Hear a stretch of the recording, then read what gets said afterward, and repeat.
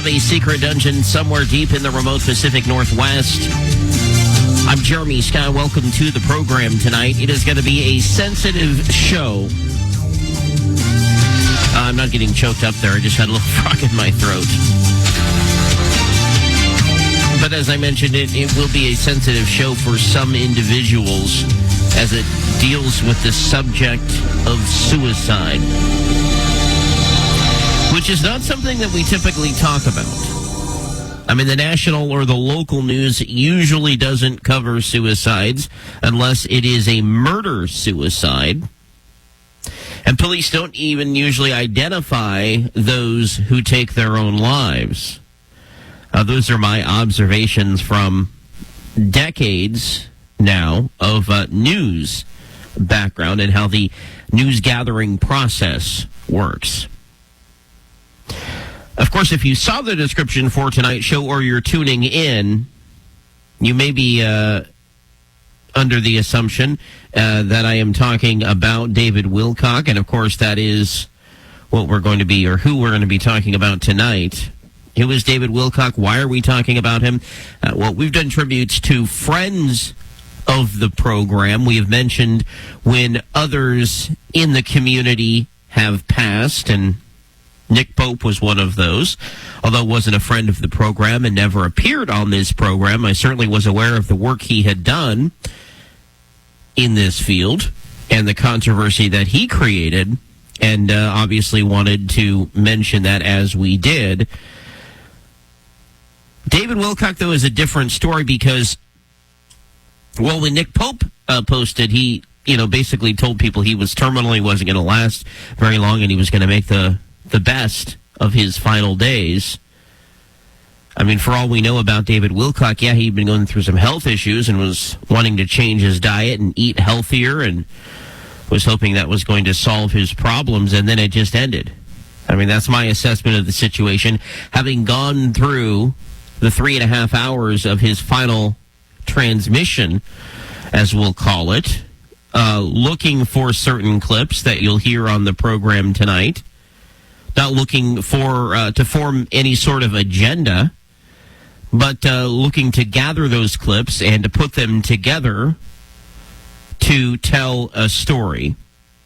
Not fabricate a story, but put together as best we can from all accounts. Those who knew him and can speak to this, and from the law enforcement that dealt with the situation, and the first responders and the family, of course. All of that will be factored into the conversation tonight. But this is the first time in 11 years of doing this show that something like this has happened. I mean, certainly there have been highly respected individuals in this field who have passed, natural causes and other reasons, but not like this. And David Wilcock was well known in paranormal and UFO circles, a controversial character, as I mentioned when we broke the news of his passing a week ago. And there's a laundry list of conspiracy theories that are making the rounds now that it has been confirmed. It certainly is abnormal, and that's why we're going to talk about it. But a fair warning, what I'm about to share with you is not for the faint of heart. News started circulating last week of the death of David Wilcock, and for those who don't know, he was a controversial figure who appeared on Ancient Aliens and Gaia. He was a content creator and author. He had a big following. Some of his followers believed he was the reincarnation of clairvoyant Edgar Cayce. Wilcock said he believed that he was in telepathic contact with extraterrestrials and used that as a basis for his teachings. After this happened, people immediately wanted answers, as they do. And I mentioned my news background. I've spent a lot of time covering news. A police agency is never going to identify a person on the day or night of their death. Even in the situation of the Reiners, remember? Murdered by their son in Southern California a couple of months ago. And everybody was saying it was them. The police weren't saying that. I mean, there's a process that they have to go through. And you're not even going to get it the next day unless there's a lot of public interest. It can take several days, a week or more. And so the time in this case that it took, which was 3 days for confirmation from the Boulder County Sheriff's Office in Colorado, is normal in my opinion. In fact, it was likely quicker than most other cases because of its high-profile nature. Died April 20th and confirmed cause of death and identification by April 23rd. So as I mentioned, April 20th is when it happened. The word started spreading via the internet. I saw this right before the program on Tuesday, so the following day, the 21st. There was lots of speculation. Even some people I trust were saying it was him, but no confirmation.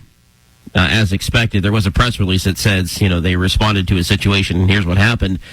And people were saying, well, that's where David Wilcock lived, so, it's likely him. He's not going online saying it's not me. As I mentioned, probably a lot of public interest in this case is why the sheriff's office moved a bit quicker and got this information out. And also the family had provided the sheriff's office a statement as of the 22nd. And so, if they didn't get it out ASAP, the family may have done that themselves. I'm not saying that is the case. That part is speculation, and I'll admit that.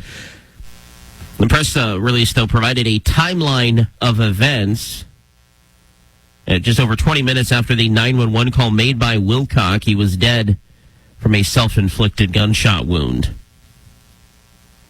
A man identifying himself as Wilcock called 911 from near his house in Nederland, I believe it is, Colorado, saying, "I need to leave." He went on about health issues and financial concerns. The first deputy arrived within 10 minutes. Another showed up about 8 minutes later.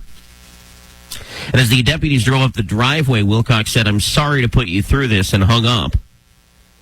The deputies say they saw a man sitting outside of the house with a gun to his head and took cover. They heard a shot and told him to put down the gun, but he continued shooting himself, the report says. In fact, from the police radio, he had test fired before, the fatal shots. It was pronounced dead at 11:06 a.m. on April 20th. And I know there are people that are not going to believe this, what I've said, which is the summary from the Boulder County Sheriff's Office and the timeline released, seemingly signed off by the family, who also issued a statement. And maybe they're not going to believe this because it's coming from law enforcement, or because they have their own agenda, or just because of the controversial nature of this. They may think that there's something nefarious going on, but this is the official record unless we find out otherwise. So tonight we're going to talk with those who, as close as we're going to get to finding out the truth. Members of David's family are not going to join us. His closest friends are still in grieving as well. But we've gathered an assembly who know him quite well based on their coverage of him and working with him throughout the years, who will join us tonight. The life and death of David Wilcock. Into the paranormal. Jeremy Scott, somewhere between the paranormal and the abnormal. There's lots of conspiracy theories that are being thrown into this. The timing, I guess, is interesting of this. And in fact, on his final transmission, David Wilcock did mention, that people are going missing.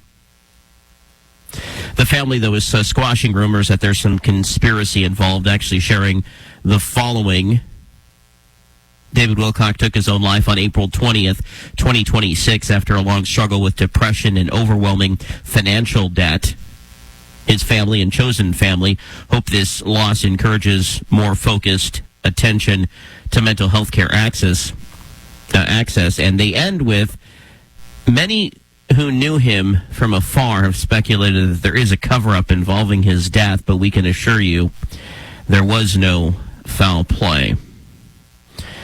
Thought we'd talk with those who have interacted, worked with, come to know David, throughout the years, and one of those is the former director of content at Gaia. He is Jay Widener. Welcome to the program, Jay. Thanks for inviting me. What would you like to say in the aftermath of the death of David Wilcock? I know you've been quite vocal. This has hit you personally, right? Well, yeah, it has. In fact, it's impacted me much more than I ever thought it would. David was a great guy. You know, he was definitely, crazy sometimes. And he, but he was a delicate and kind human being. I don't think he ever hurt any living creature outside of himself, I guess, in his whole life. And, we were like brothers. We produced what I think is the best show on Gaia, Wisdom Teachings. I was the producer and he was the host, and we both kind of wrote the show together. And I think it was a very powerful show, and David was really good in that show. And and I think also he was manipulated by larger forces. And so he and I started working together in 2013, and then we continued working in 2014 and 2015. And 2015 is when the infamous Corey Good showed up at Gaia. And he immediately caused a rift between David and I. Now I realize that was part of his pathology, and that he couldn't succeed if he didn't get me out of the way. Of course, I didn't know that then. But, and I think that David had a gullibility about him that led him to fall for Corey Good's tricks. And in the end, and I'm going to say this, I don't think I've said this yet, but I'll say it now. David Wilcock's biographer, Win Free, died on the 18th. Right. David didn't discover that Winfrey died until during his show that he does every Sunday on the 19th, the day after. Someone on the chat told him. And he was visibly shocked, by the way. And what I think happened is that, and this is speculation, Winfrey's death caused David to ask himself, what would a biography of himself today look like? And that triggered a whole bunch of memories that really were true. Not fantasies that he had concocted, but what had actually happened, how he had been fooled, how he had been taken by Stavati Aerospace, how he had been taken by Corey Good. And he realized who were the good guys and who were the bad guys. And I think he realized that he had sided with the bad guys. And I think he went into a huge depression because of it. I don't think it's any coincidence that, his death occurred 2 days after his biographer died. And I knew both of them, by the way. And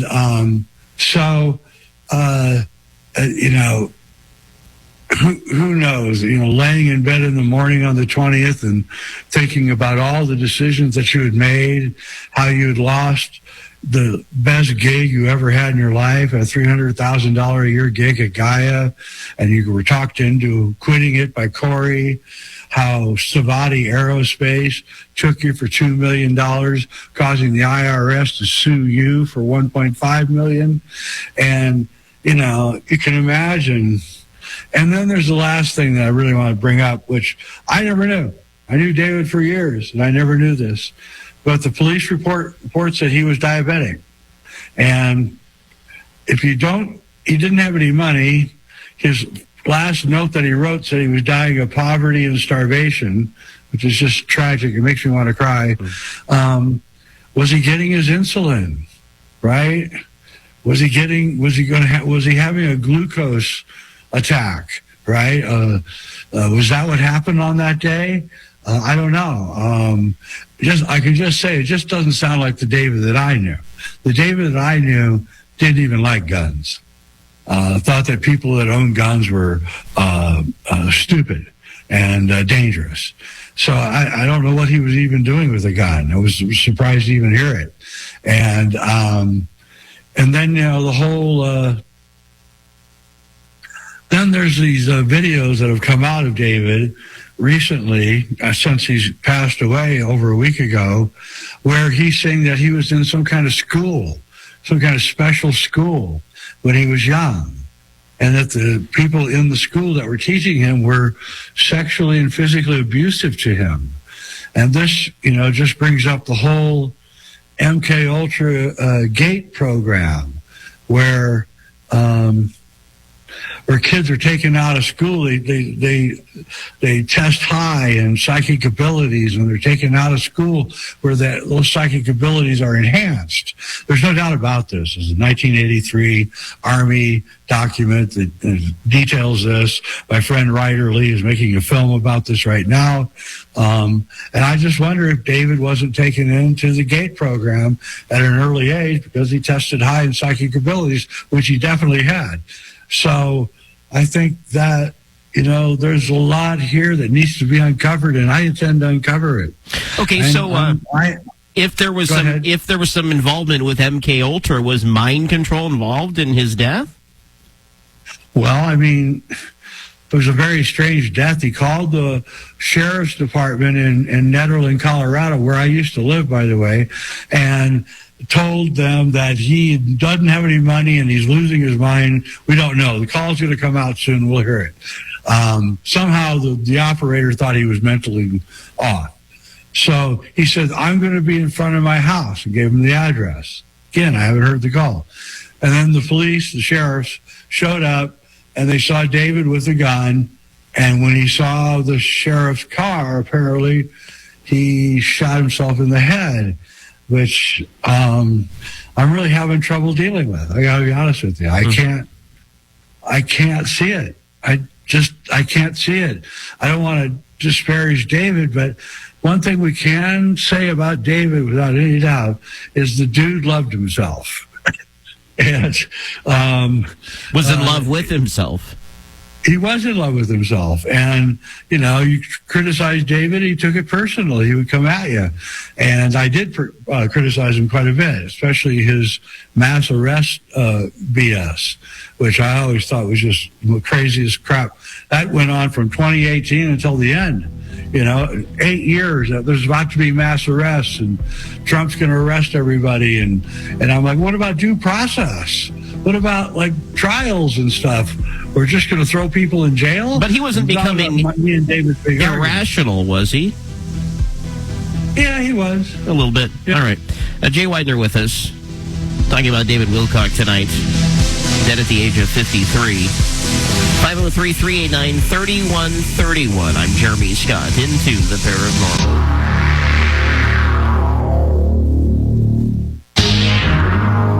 Paranormal News, I'm George Henry. Next time you get the chills and think it's a ghost, it could just be vibrations. New research suggests that ultra-low frequency vibrations below the range of human hearing, known as infrasound, may trigger stress and unease in certain environments, often described as haunted. Researchers tested volunteers by playing music clips while secretly exposing some participants to an 18 hertz infrasound tone through hidden speakers. Even though most people could not tell when the sound was present, their bodies appeared to react. Scientists found higher levels of cortisol, a hormone linked to stress, along with increased irritability and a stronger sense that the music sounded sad or unsettling. Researchers say infrasound can come from aging pipes, ventilation systems, machinery, thunderstorms, and traffic. The findings may help explain why basements, old buildings, and other spaces can feel unsettling. Hear paranormal news every hour on Into the Paranormal.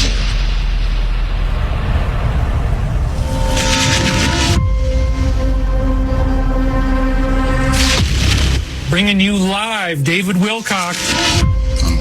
420, David Wilcock took his own life. A party by the name of David Wilcox at Ridge Road. He said, I need to leave. He became a dear friend to me, but I did notice that there was some dark stuff going on with Dave. He's a 53-year-old male, type 1 diabetic, who said he's run out of money. Many who knew him from afar speculated that there is a cover-up involving his death, but we can assure you there was no foul play. I told him to drop it, and he shot himself in the head. Every day that I have on earth is a gift and a blessing, and I'm very grateful for that. Because, frankly, people are disappearing. Call into the paranormal at 503-389-3131.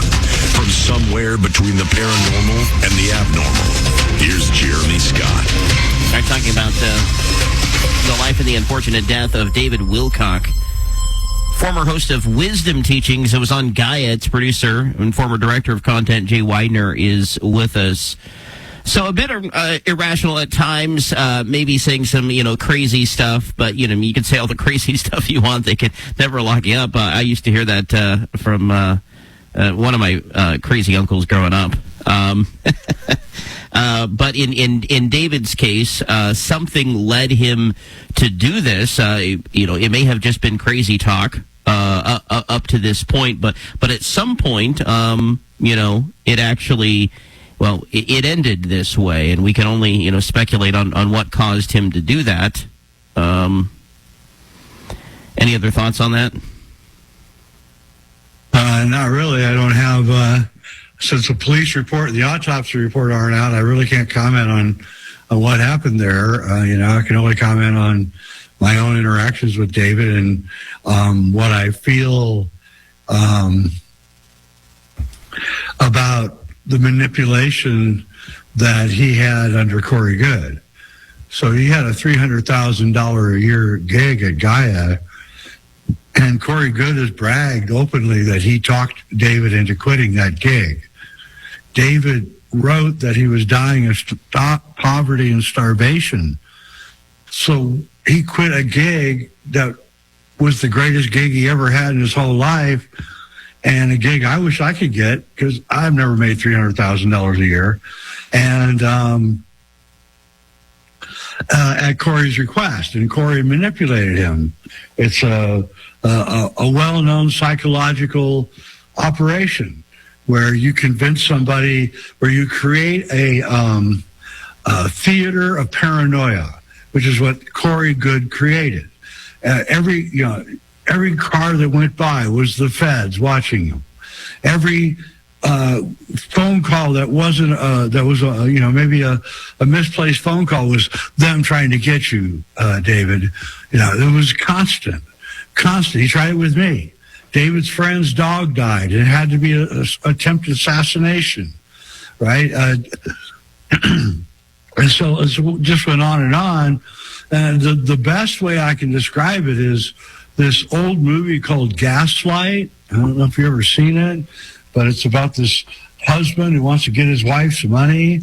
And so he tells her that things aren't, she says, I thought you wanted me to put your shirts in the right side of the closet. And he says, I never said that. And when he did. So it creates this kind of psychological confusion, which then creates kind of confusion, unclarity about what you are. Indecisiveness, you lose your inner strength, and you become, you make a lot of mistakes. And that's exactly what, after Corey Good wrangled David's mind, David, who had been making one pretty good decision after another, began making one bad decision after another, costing him his marriage to the beautiful Beth Wilcock, and getting kicked out of his home in Sedona, and living up in the middle of the mountains where it's freezing cold all the time, and all alone with no friends. I'm convinced that the reason that he called the police was because he knew that he had no friends and nobody would ever find his body. And so he did it so that at least his body would get discovered. And I'm going to say it again because I don't care what anybody says. I'm not saying there's a conspiracy. I don't want to hurt the Wilcock family. I don't know them, but I heard a lot about them through David, and they sound like really nice people. But I just, in my mind, I can't see David doing this. I just can't. Not the guy I knew. No way. And so, I'm going to accept the findings that he did this, but I don't accept the method for which he did it. Was he? If something else was involved. I don't know what it is. Was he bullied? Was he threatened online? Something like that? Not really. He in his final note, he didn't talk about anybody online. He talked about the poverty and the starvation. Okay. And you couple that with diabetes, and you're in really bad shape. I'm sorry, but you are. I had a friend who had diabetes, and I didn't know it. And he one day we were in a grocery store. He went completely crazy. He started knocking everything off the shelves and screaming and yelling and going crazy. Could have been a diabetic episode. Yes, it very well could have been a diabetic episode. So there's many. It's a question with multiple answers, and I don't know what the answers are. Like I say, I'm going to wait for the police report, but I don't really expect much from the Netherlands, Colorado Police Department. Sorry, I used to know those guys. It's definitely Barney Pfeiffer, Mayberry kind of thing, and I don't think they're actually going to do a very good investigation of this thing. So I'm probably going to end up writing a book and making a film about the whole thing, since I was the witness. I was the number one witness who saw the whole thing happen, and I disapproved of what I was watching, and I watched my friend David Wilcock fall into a chasm that he couldn't get out of, all at the hands of a guy who was manipulating him and telling him lies. And we know they're lies because Corey Goode admitted on September 22nd, 2022, that the entire thing was made up. He told under oath in court. He told the court that I'd never been to space. It's all made up. All of this is just bumbo jumbo, and it was all designed to get David to believe it. So it all went downhill for David when he met Corey Goode. Oh my God, yes, it did. For a year or two, it was way up because everyone sort of believed Corey until the story started cracking. When the story started cracking in 2019, and we found out that he was running a doxing operation against Richard Dolan and Jimmy Church. And, it was just like, whoa, what is this guy doing? He's a madman. And and he doxed me 3 times. He sued me for $5 million, cost me $85,000 to win that case. He's a madman.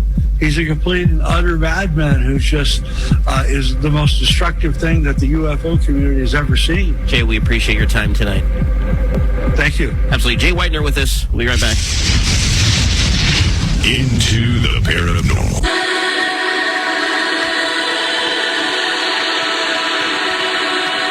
I'm Jeremy Scott, somewhere between the paranormal and the abnormal. David Wilcock dead at the age of 53. The police report says suicide. Some are saying that's not the case. The family is saying no foul play involved. You heard it from someone who worked with him. They just cannot see him doing that. The words of Jay Widener there. Hello, in the Washington, D.C. area, 202 area code. You are on the air. Who's this? Hey, Jeremy. My name is John Christian Spadavecchia. I'm a researcher and writer who's been writing a book about Stavati Aerospace for the last 3 years, and I'd like to call in and talk about Stavati and its role surrounding David's suicide. Okay. Fire away. So I started researching Stavati about 3 years. From a general perspective, David invested in Stavati in April of 2019. He invested initially $1 to $2 million to $1.4 million of his own money in the company. In late 2021, shortly before his divorce, he invested another $600,000 in the company. And he's invested monies in and around that time and after that time as well. And I think it's important to keep in mind that, Corey Goode and other factors probably did contribute to his suicide as well. But from my perspective, for the last 7 years, the driving force that eventually led David to suicide was his money problems. And the ultimate underlying factor of those money problems was absolutely Stavati Aerospace. Stavati, Stavatti. And this was a company that he invested in. He didn't start? He did not start the company. At various times, David said it was his company. David is the largest stockholder in the company, but it's not really his company.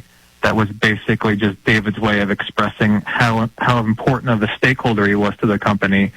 But on paper, he did not technically own the entire company. And so what you're saying is when David Wilcox says he was in poverty, that is feasible.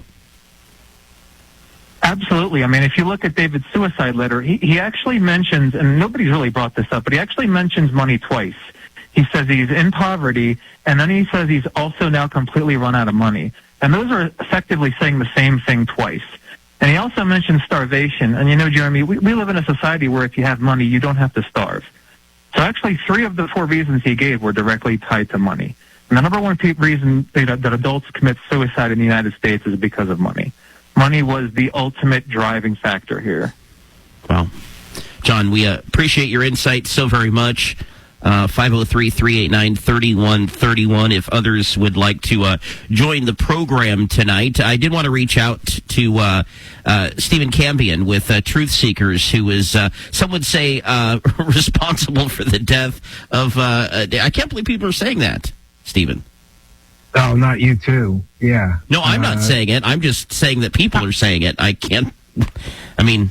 Yeah, well, you know, listen, I was kind of upset about people blaming me, but given that I've been, you know, I have, like, admittedly, I've been making fun of him, but also on a more serious side, I've been exposing a multitude of his scams for many years now, and there's just a treasure trove of scammery that we've exposed, and then David Wilcock kind of, I think, partly because of my coverage, he kind of started having paranoid delusions about me. And he told people that I got him swatted. So then we got the body cam footage from the police. There was no swatting. There was 2 women from animal control knocked on his door. He didn't answer. They put a business card on his door. He over-exaggerates everything in his life. He told his audience over and over and over again, this Stephen from Truth Seekers, he got me swatted. So we got the body cam footage. And showed there was no swatting. Then he accused me of stealing money out of his bank account. And the last greatest one is that he was telling people I was sending bombs in the mail like the Unabomber, and that I was a terrorist, and all these other delusional things. And so I started getting a bad feeling. You know, coincidentally enough, just a few weeks before his death, I said, I don't want to cover him anymore. And I did what I thought was going to be my last show on him, and I gave a synopsis of all the different scams that we uncovered. There was a GoFundMe scam. There was a PayPal donation scam. There was his own charity scam where he took money for charitable donations to the tune of a couple $100,000. And essentially, according to his own filings with the IRS, he spent the money on himself and bought cameras and equipment and computers. And then he took that same equipment and used it for his for-profit streams. That's completely and totally illegal. So I get people blaming me, but, you know, I'm human, and this is never the outcome that I wanted for him. I found so many instances where I said I wished him a road to redemption, and I wish that for all men. I mean, Truth Seekers, you know, is alluding to the fact that you're really just trying to get to the truth, and if these people are grifting, you know, if they're taking advantage of people, they should be exposed. I mean, is that really your mindset here?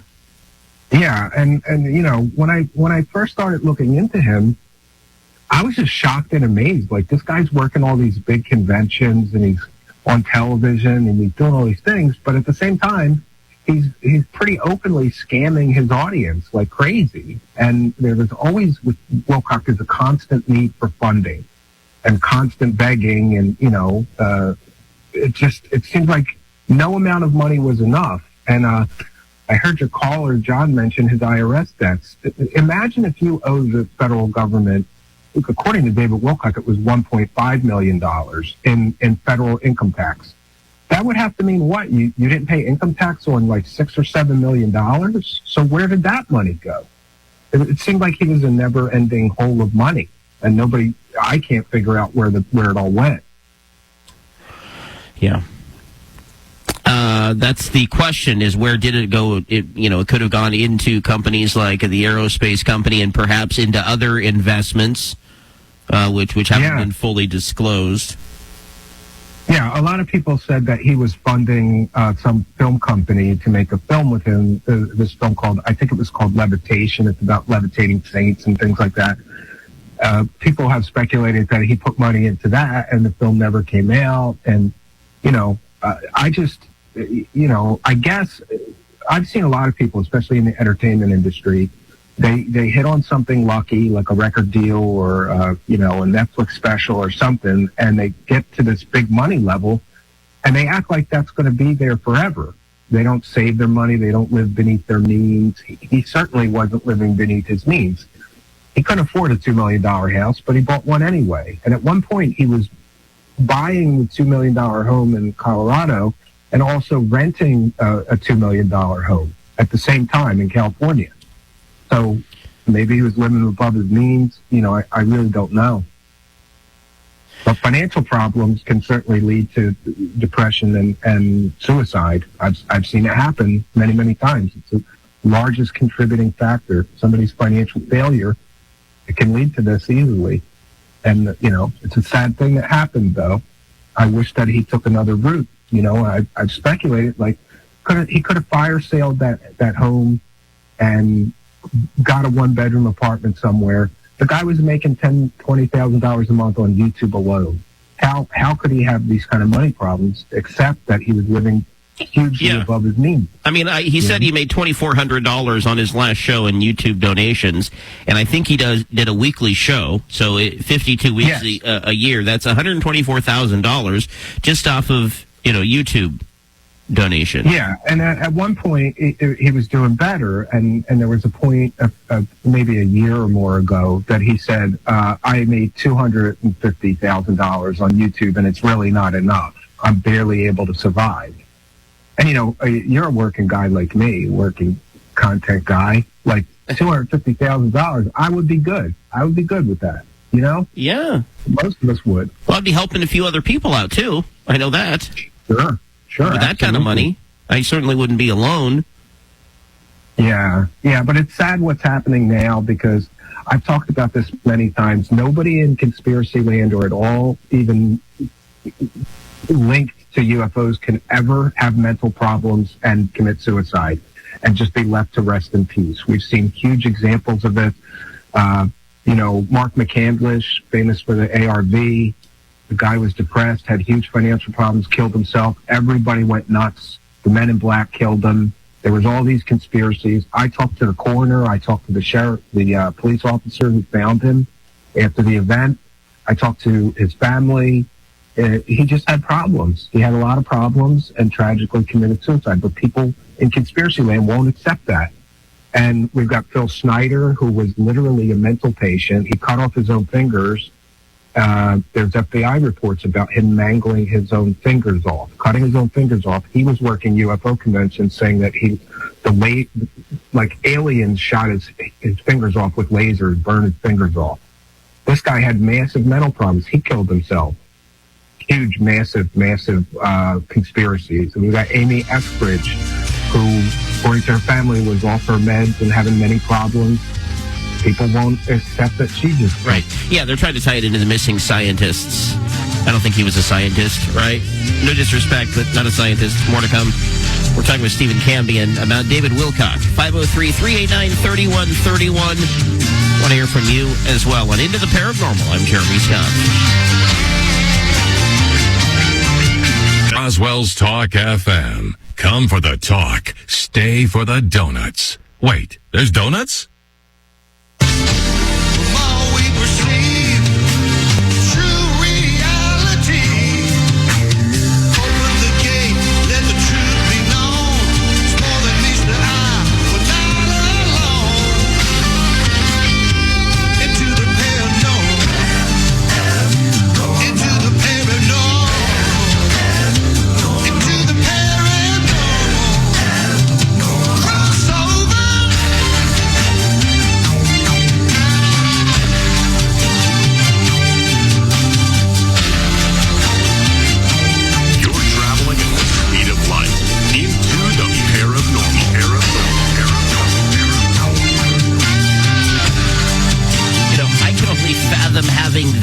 much money. Perhaps you can only fathom having that much money when you have millions of dollars to invest and just throw around.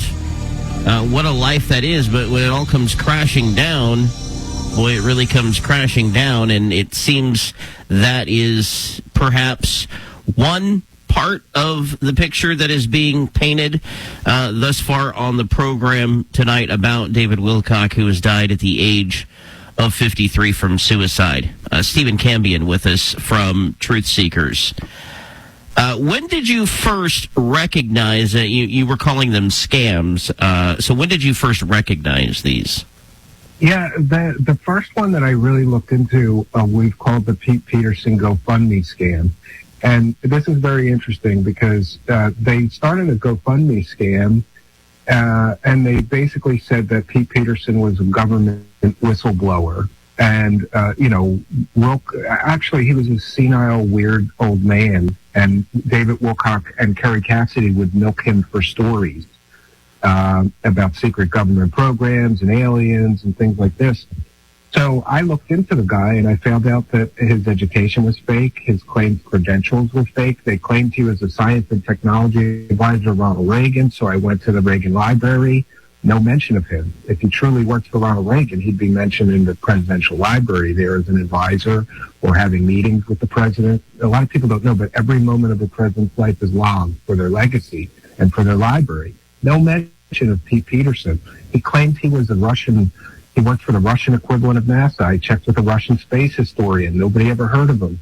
But the big tell for me that I knew he was a fraud right away, I have a background in computer science, been very computer, hobbyist, and I worked in IT, but, I started in 8-bit, like in early days. And so they claimed that he was an early computer pioneer and that he had invented all of the, beat Apple and Commodore and Tandy, to market with the first, alphanumeric keyboard computer. And I just knew that was fake. But we went to a bunch of retro computer museums anyway and talked to some computer historians, including Dave Haney from Commodore Amiga fame, who was a real early computer pioneer. And nobody ever heard of the guy.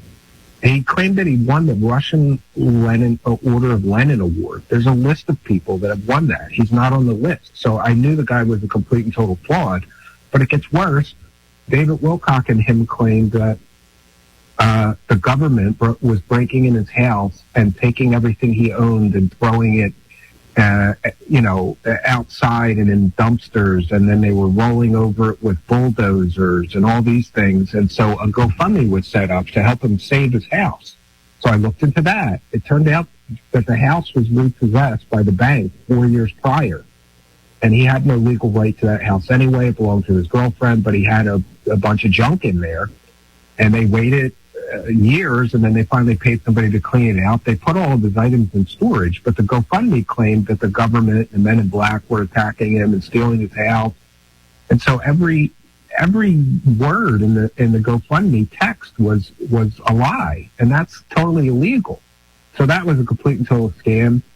And I looked into that probably 2016 or 17 maybe. I'd have to check. And I just went from there. And right after that one was the Emery Smith PayPal donation scam, where Wilcock and Emery Smith claimed he was under deep state attack, and they broke in his house and they left the bullet on the counter, and then he got attacked by some CIA weapon, and he ended up in the hospital. But Emery Smith's father-in-law came out later, his girlfriend's father, not a fan of Emery Smith. And he spilled the beans on that whole situation. Emery Smith was not attacked by the deep state. He wasn't in the hospital because of an attack by the CIA. He was in the hospital with alcohol poisoning. He went on a bender, wrecked the car, completely totaled the car, and he ended up in the hospital. Somehow Wilcock and him took the pictures of him in the hospital. It's still on David's website. Emery Smith under deep state attack after, blowing the whistle on alien autopsies or whatever. And it just kept going. The more I dug, the more I found, another whistleblower of David Wilcock's was a guy named Bill Brockbrader, who turned out to be a court-martialed child molester. And Kerry Cassidy and Wilcock milked him for stories about the secret space program. Then we get to now the latest is he's claiming the CEO of Stavati is an insider, worked on top secret projects. And by the way, Stavati has been in business for 30 years. They've never produced a single product or service in the aerospace industry. So Wilcock investing money in them was extremely foolish. He should have done his due diligence. You don't give $2 million to a company, that has never produced a single product or service in 30 years, but is constantly asking for investment money. That's a little suspicious. So it sounds like he was taken advantage of. Yeah, I commented on my show that at the time I said it was karma because David Wilcock made all this money scamming people for fake secret space stories for years and years and years, and made millions of dollars by his own accounts and by the court documents from Corey Good's legal cases. We could tell that Corey and him made millions on the secret space scam between Gaia TV and the 2 documentaries and the live shows and the courses that they would sell. So, I commented that I thought it was karmic justice, that he scammed money off of all these people, and then he himself became a victim of a huge scam. All right. Stavati is never going to produce anything. They've been making cool pictures. I will say this, they make cool 3D pictures, like cool CGI renderings of real cool futuristic airplanes, but they've never produced one. In 30 years, they've never produced anything. Their only income, and I've done my due diligence on this, and so has your previous caller, John Spadavacci, the guy's writing a book on Stavati. I know him well. He's been on my show. Their only income, this aerospace company's only income for the past several years has been from a dumpster company that rented space in the yard of their empty hangar in Niagara, New York to store dumpsters. And their other income was from a sewage company, which they just let dump fill, I guess that's sewage, I don't know, on their property. And they got in trouble with the local municipality. So they have no income from, anything. And I think that there's a video that I played on my show of David Wilcock for the past 3 or 4 years saying that my money problems are all going to be over. Stavati's got big deals coming. They're getting funded. There's big investors coming in. And it's like, I think it's a 14-minute video of him saying that over and over again for years, that they're going to get funded. So I think they took his money and they strung him along, telling him they're getting these big deals and soon he'll get his money back. And in the meantime, an investor in Stavati, his name is Dimitrov, sued them. And in the court documents, he called them a Ponzi scheme and an investment scam. And then the genius that is the CEO decided, we're going to pay back the old investors with the new investors' money. That's the textbook definition of a Ponzi scheme.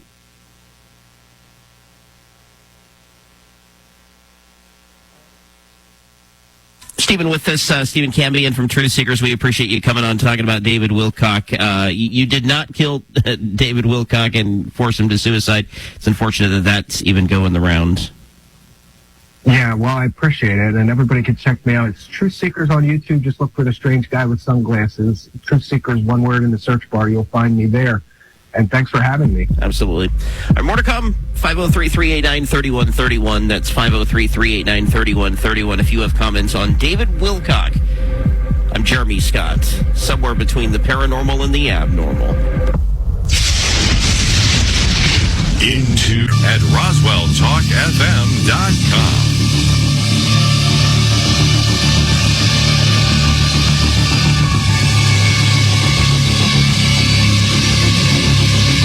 Jeremy Scott, somewhere between the paranormal and the abnormal.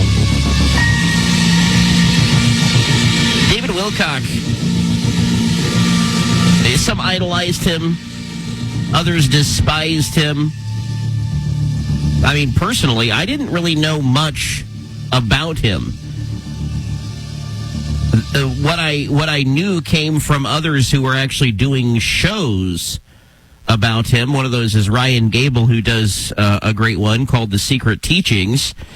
If you haven't heard it, it's thesecretteachings.info, where you can find his show.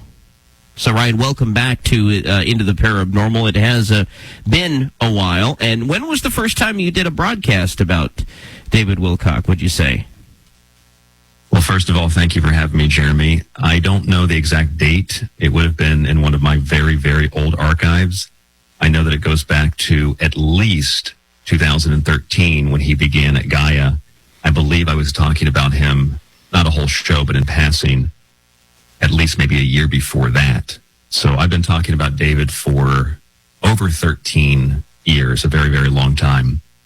And for me, just for the record, because you've had John Christian Spadavaccia call in, who's a friend of mine. You've had Stephen on the show just in the last segment. Who am I and why am I talking about this guy at all? Why was I discussing him 13 years ago? People interpret that maybe as harassment. The reason I was doing this, I do 5 shows a week, and I talk about a variety of different things. I look at the stats, and I find that I talked about David on a show maybe 4 or 5 times a year out of 5 nights a week, so like 1 week out of the entire year total. My background with David is that I had brief interactions with him, and I felt that he had a gigantic ego, and I felt, not that that's a crime, but I felt that he had some questionable ideas and theories that were in some cases provably wrong, and many of those ideas had been proven wrong at the time, and many of them were proven wrong later, in the case of Y2K, the 2012 Ascension, and the 2025 Ascension. His prophecies, speaking to angels, the reincarnation of this or that, King David, and the reincarnation of Edgar Casey. And when you start to ask questions, which I ask about anything and everything, I received an incredible and weird, strange pushback, Jeremy. I received threats from people that listened and watched this guy. I received threats from him himself. Because you were questioning some of this? Yes, I was blackballed from at least one conference. David told the conference director back then, this was a long time ago, that if Ryan Gable is there, I won't be there. I was also accused of acts of terrorism because I asked some questions to one of his associates about 7 years ago or something like that. I don't know the exact date, but it was at a conference several years ago. And those are the types of things that I think are important for this other, I guess, baseline that I want to set here. And that is, why is this important to even discuss in the first place outside of ufology and conspiratorial things on the internet? It's important to think and to talk about this even after the fact, because we just learned, I didn't know this, but Anna Paulina Luna, who's sort of leading the UFO disclosure movement, as I'm sure you know, Jeremy, she was, in her own words, she's like a David Wilcock fan. And so when I see that, I just saw it the other day because David passed away and she posted about it on social media. I thought, wait a minute. Anna Paulina Luna is like a David Wilcock fan? Is she getting information about UFOs from a guy who promoted Corey Good and sold fake secret space program stories? Is she getting stuff from David Wilcock, who said that the prophet, or that the title of the guy, Enoch, who's actually multiple different people, but that the title of Enoch, that the books, there's 3 or 4 of them, the books are named after, that she's telling everybody to read. Wilcock said that Enoch was an alien because he lived 365 years. And I thought, well, just on the surface, like in Egypt, Thoth wrote 36,525 books. It's related to the number of days in a year. Enoch living 365 years probably is related to the number of days in a year. And so, I mean, that's a possibility. To jump to the conclusion that he's an alien, and then to have Anna Paulina Luna leading this UFO disclosure charge, taking things from David Wilcock, should make us all question how valid these people's interpretations of the subject actually are. Way beyond anything David did, way beyond anything else in ufology, but just at the highest levels of public office. And that's something that we should talk about outside of David as well, because that Stavati Aerospace company that John Christian Spadavacci was telling you about, the same type of a thing was being done with Louis Elizondo and Tom DeLonge and To the Stars Academy, where they took a bunch of money, promised they'd build something, never built it. People didn't get their money back. Amy Eskridge was doing something very similar with the Exotic Science Institute that her and her father were running, taking money, never building anything, not even, as far as I could tell, a prototype, and people don't get their money back. So this is bigger than just David. I know that's why you want me to talk about this tonight because of my background, but it expands and it's more than just this issue of David Wilcock. It's an issue of how trustworthy are these people in ufology and where do they get their information from? I'll give you another quick example that one is representative of Israel. There was like an Israeli government official who claimed that there's like a galactic federation. And his daughter, yes, I'm pretty sure it was yes, that's right. His daughter had said that he was getting that information from Laura Eisenhower and people on the internet, like not David Wilcock in that case, but people like David Wilcock. So just like Anna Paulina Luna, how can I trust anything even like apparently it's serious government officials are saying if they're being influenced by people like this? So that's a really important part of this. And furthermore, like, how do I know so much about David Wilcock? People keep asking me. Because the guy made slides about his constipation. He made slides about his money problems. He put them on YouTube. He talked for 4, 5, 6 hours sometimes about how he had no money. If people paid attention, they'd see that not only was he claiming he was broke, but he very clearly over years it deteriorated worse and worse and worse, but over years was very clearly, quite frankly, just suicidally depressed. It wasn't a big secret if anybody was paying attention to his live streams, Jeremy. And so when you heard that David Wilcock committed suicide, you weren't all surprised? Well, I was surprised that he did it, but I wasn't surprised that he did it. In the sense that if you watch David, if you paid attention to anything that the guy had done, for all that I laughed and joked about on my show, talking about David Wilcock and receiving just terrible, threats, kind of like Stephen has, probably not to that degree, but people have threatened to kill me. I was reported to the Boulder County Police as well. I've been reportedly to the FBI. I'm sure that they got a laugh out of that. And probably other law enforcement agencies as well. It's just like a cult. But people had threatened me simply because I had covered this guy. And but the point is, when you're watching his stuff or when you're having interactions with him, he's clearly an egomaniac. He's very emotional.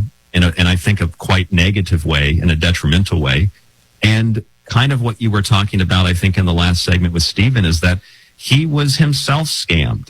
He was scammed by Corey Good. He was scammed by Stavati Aerospace and Chris Beskar. And I think, again, quite frankly, I think his audience scammed him. Because when people like myself and some of the folks you talked to tonight and others had pointed out that he needed help, like genuine, serious help, we were told that we were just trolling him and that we were harassing him. And people reported us to the police or to the FBI. And he actually did need help. And his listeners said, don't listen to Stephen Canby and don't listen to Ryan Gable. Don't listen to any of these other people that are saying this stuff. You just keep living your truth, David. And they kept giving him money. All right, this is the insight into the demise of one David Wilcock. I'm Jeremy Scott, somewhere between the paranormal and the abnormal, talking with Ryan Gable of the Secret Teachings. Into the Paranormal will continue right after this.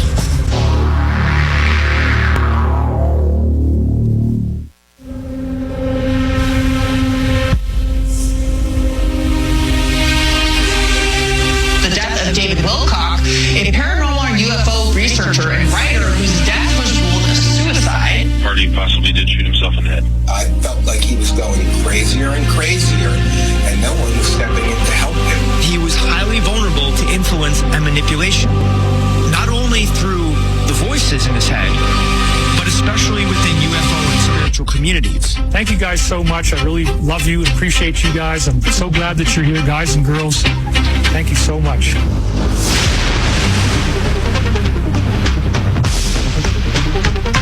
We discuss the subjects that defy explanation. Into the paranormal. Ultimately, the person who does the deed is the one responsible. It's kind of like being in a bad relationship and your significant other does something and they start blaming you. Well, it's because of you that I did this. It's like, that is not right. You're the one who did this. This was your decision. Certain people may influence you, but, if you know right from wrong, it's ultimately up to you. because you're the one who's making the decision, carrying out the act. So ultimately, it was David Wilcock's decision. It was him, unless he was, mind controlled or something to that effect. Ultimately, it was his decision. But the fact is, he's driven there. It sounds like there are multiple people to blame here, with Ryan Gable of The Secret Teachings talking about the life and the death of David Wilcock. Would you agree with that? There's many people to blame here. I mean, from those who took advantage of him to who influenced him, and to those who didn't speak up and say anything, or those who didn't take people seriously who were speaking up and saying something. To a certain extent, Jeremy, I'd say yes, but also I don't necessarily think anybody is to blame except for Mr. Wilcock. And as you said, I completely agree with you. He is ultimately responsible. Was responsible for his $1.4 million IRS debt, his tens of thousands of dollars of debt in other places, like I believe it's the state of Arizona. He is responsible for that tax debt, by the way, going back 2012, I believe it goes back to. Which I think funny enough, I think he stopped paying that because he thought the world was going to end in 2012. But I think that he's solely responsible. However, people can certainly be held somewhat accountable, as Jay was alluding to Corey, and as John was alluding to Chris, and I've been alluding a lot to his audience, who I honestly think, in the end, scammed the scammer.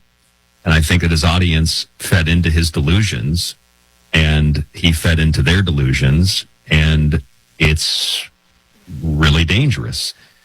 And when I say delusions, I mean when somebody says that they were, I think Stephen alluded to this, when they were swatted, and the body cam footage shows that it was two animal control ladies leaving a card on your door. When you say that you're living in poverty inside of a $2 million log cabin, roughly $2 million log cabin, in one of the most beautiful parts of the country, totally isolated from the rest of society, essentially, just your own little world on top of a mountain. I'm not sure if that's really poverty. I was homeless at one point. I was living in my car, and I don't even consider that poverty because I still had a car. To say that you're starving to death when you're on video showing your refrigerator, which is about the size of my radio studio, and you're talking about how you have a freezer full of bison steaks that I think we estimated the amount that he said he had was like thousands of dollars worth. I don't think that's starvation. And disease, he might have had diabetes. It might have even been, it might have had a reaction. He had a reaction to that in the marijuana that he was taking, the large doses reportedly of edibles and other things that he was getting from a local distributor. Which he had talked about that on air as well. And then he was also taking, in his own words, and he showed it to the audience, he was taking a version of ivermectin specifically meant for horses, and he was taking it every day in large doses. And he himself even said, probably shouldn't do that. I learned my lesson. I destroyed my microbiome in my gut. I made myself really sick.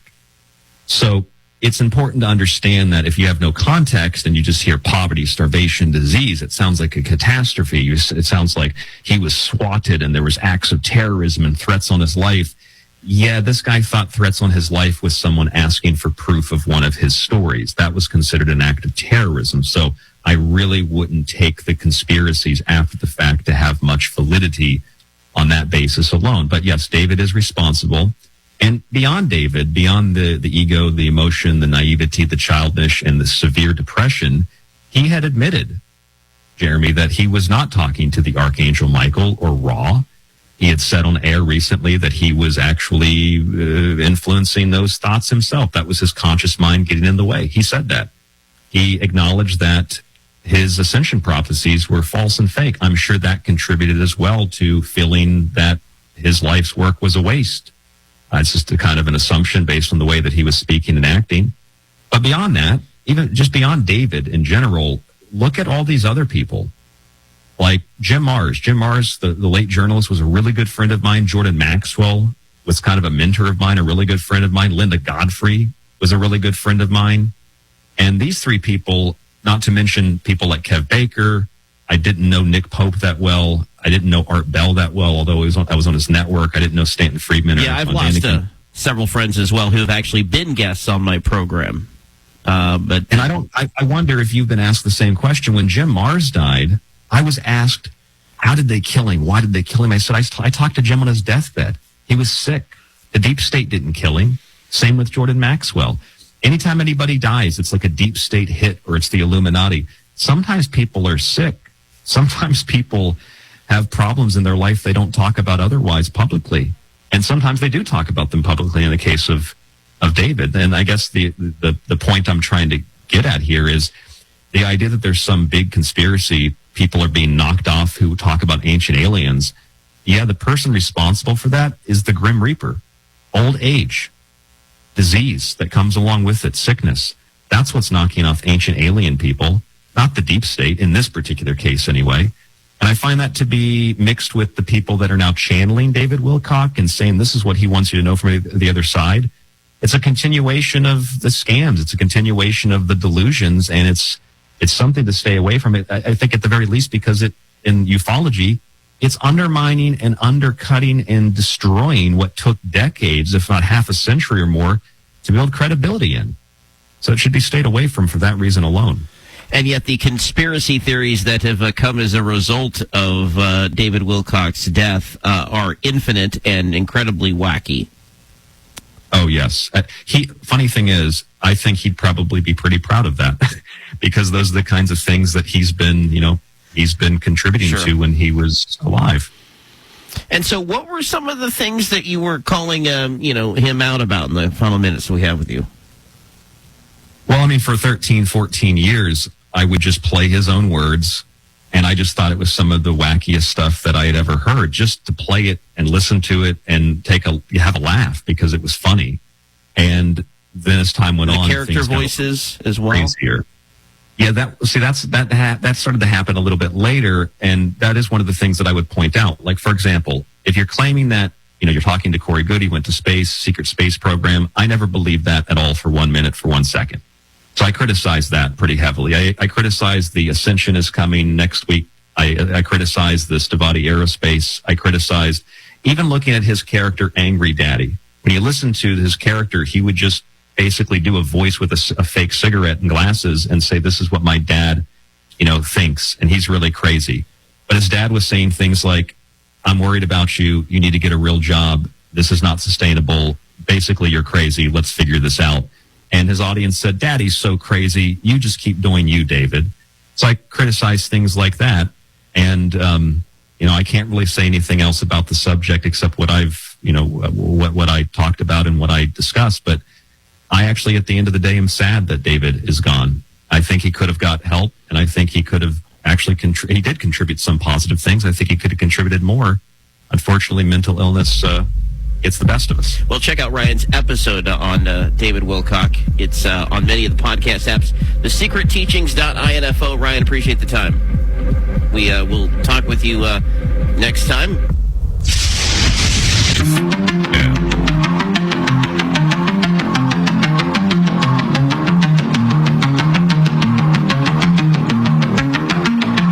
Audio, as you can tell, we take great pride in giving you good audio for this program, whether it's on radio or on podcast. And speaking of audio, the 911 call is not out yet as far as actually hearing in David's own words, although we have a transcript of what took place. We do know, based on what happened over the police radio, how those final moments went down, though. All traffic, hold the traffic, he's got a gun. Copy, there's code 3 on county law at 11:04. Shots fired. Copy, shots fired, and all other traffic can go law 2. All other traffic, law 2. Code 3 continues. 4-0, I'm grabbing the rifle. He still got the gun to his head. Looks like he fired a test round. Copy, gun to his head, fired a test round at 11:05. Let me get a couple more units for the shield. Man, looks like he shot himself in the head. So I'm still concerned about this house. We would go inside and find it to be all clear. This is where the final transmission of David Wilcock had taken place just 24 hours prior. And we have David John Oates from Reverse Speech with us, who has taken those clips and flipped them and is here now to play them in reverse for us. Hi, David. Yeah. Hey, Jeremy. How are you? I'm doing well. Okay. This is unfortunate that we're having to talk about this, but maybe we can gain some additional insight in the final few moments of the program.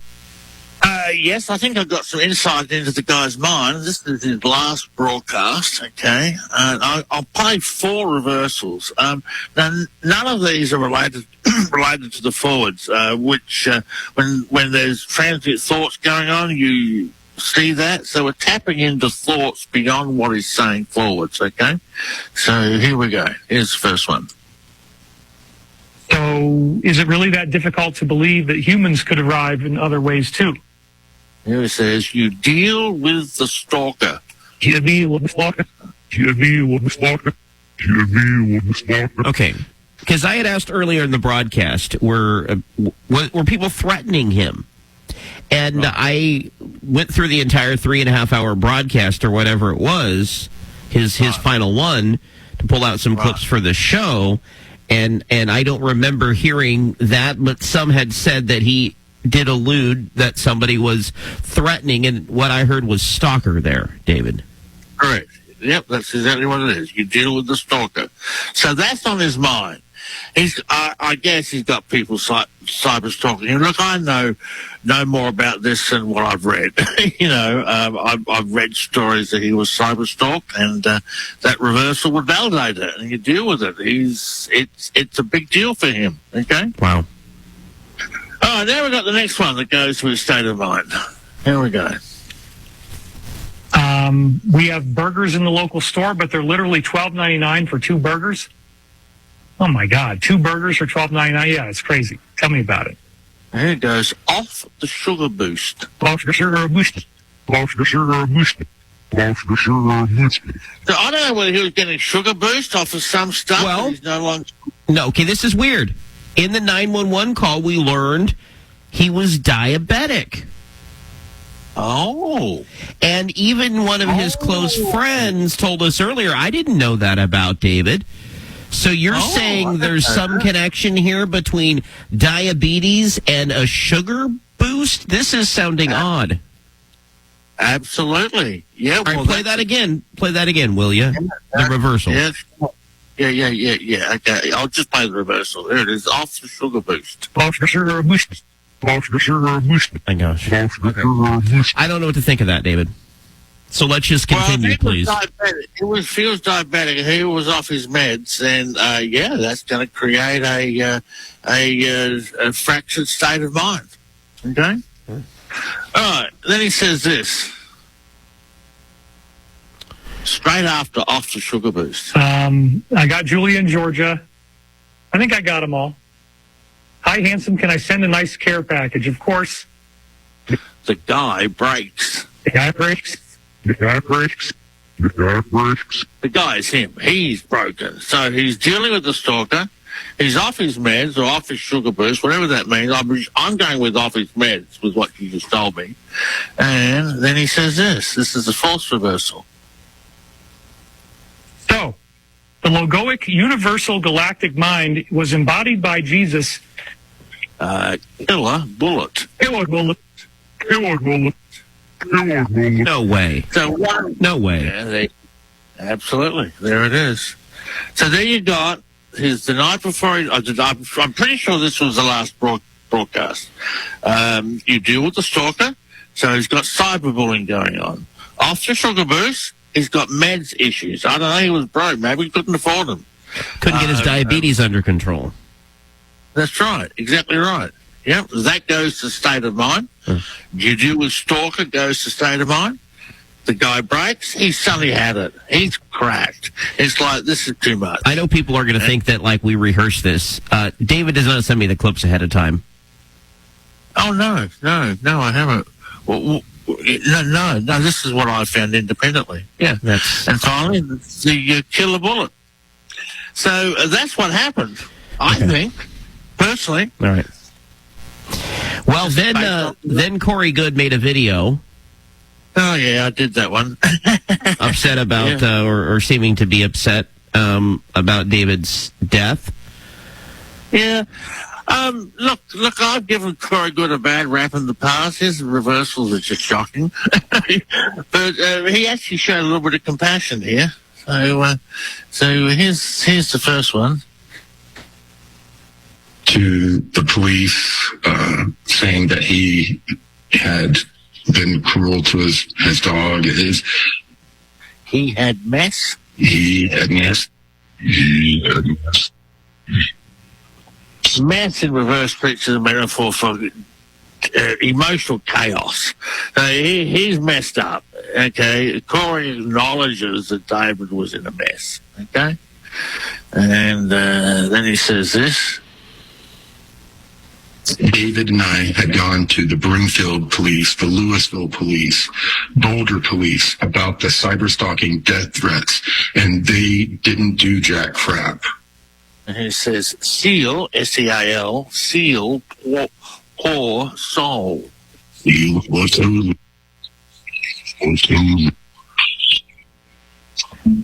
No, he's calling David a poor soul. Seal, his fate's been secured. He's emotionally unstable. He had meth. Seal, poor soul, he's a poor kid. And then the last reversal I'll play.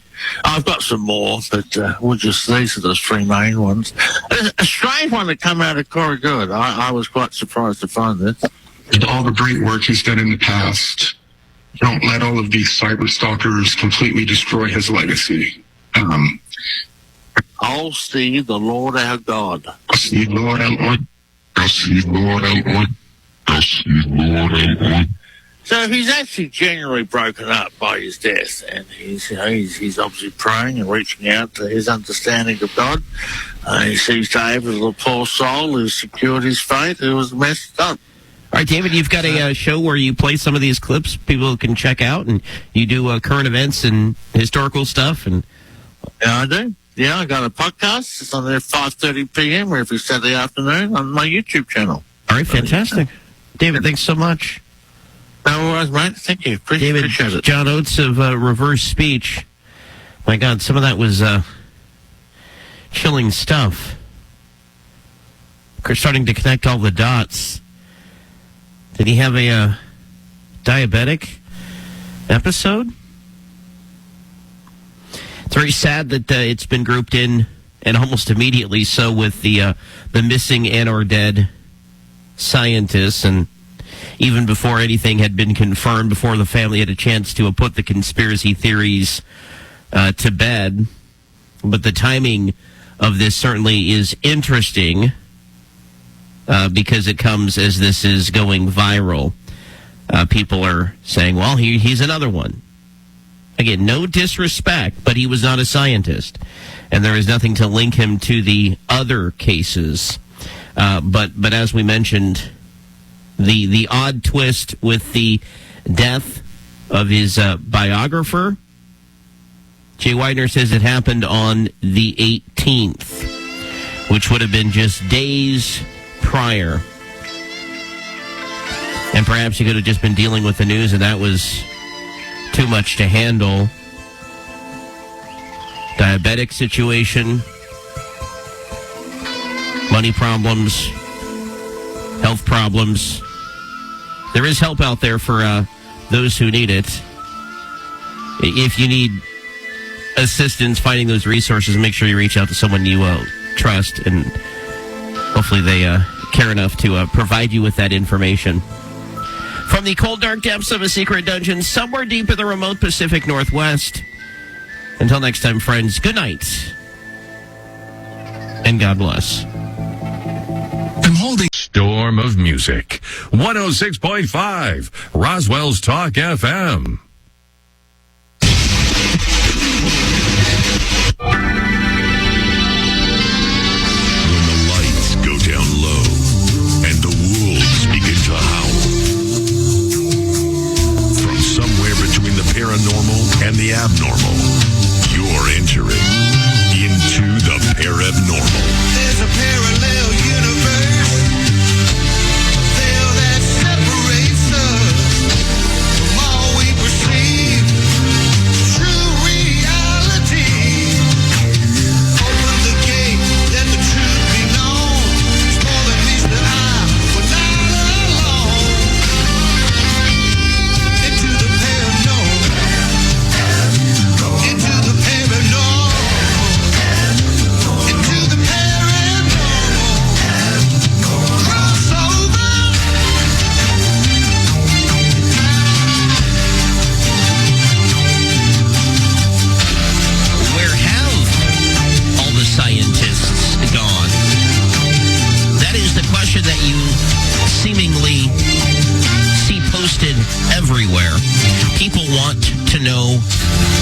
what's happened to these men and women. They want answers. They wonder if there's some sort of conspiracy going on, if there's an operation at play here, and if others might be in jeopardy. Good evening from the cold, dark depths of a secret dungeon somewhere deep in the remote Pacific Northwest. I am Jeremy Scott. We promised an important, vital show tonight, and we're here to deliver. You want to know, and I want to know, what is going on with this. And unless you've been under a rock, which actually might not be a bad place to be with all the chaos in the world, 11 scientists, and we'll use the term scientists loosely, not all of them were scientists, and no disrespect to them and the work they did, or, not saying anything bad about them in their death, if that's what happened to them. But not all of them were scientists, and people are grouping them together. They're even now starting to group David Wilcock into that category.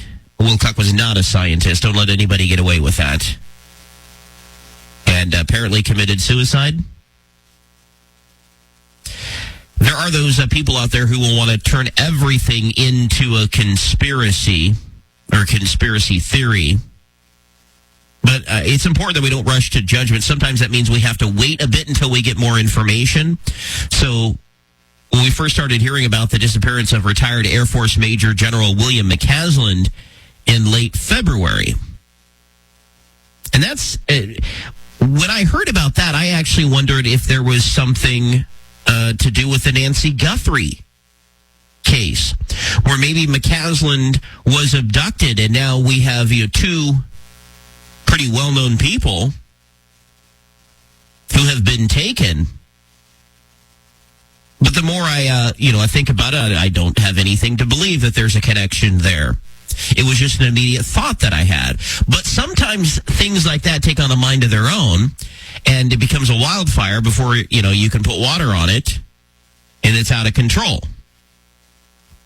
But I didn't want to just do a show. I mentioned it a few times. In fact, last week, when I believe it was Representative Tim Burchett wanted it to, perfectly clear, he was not suicidal, if anything should happen to him.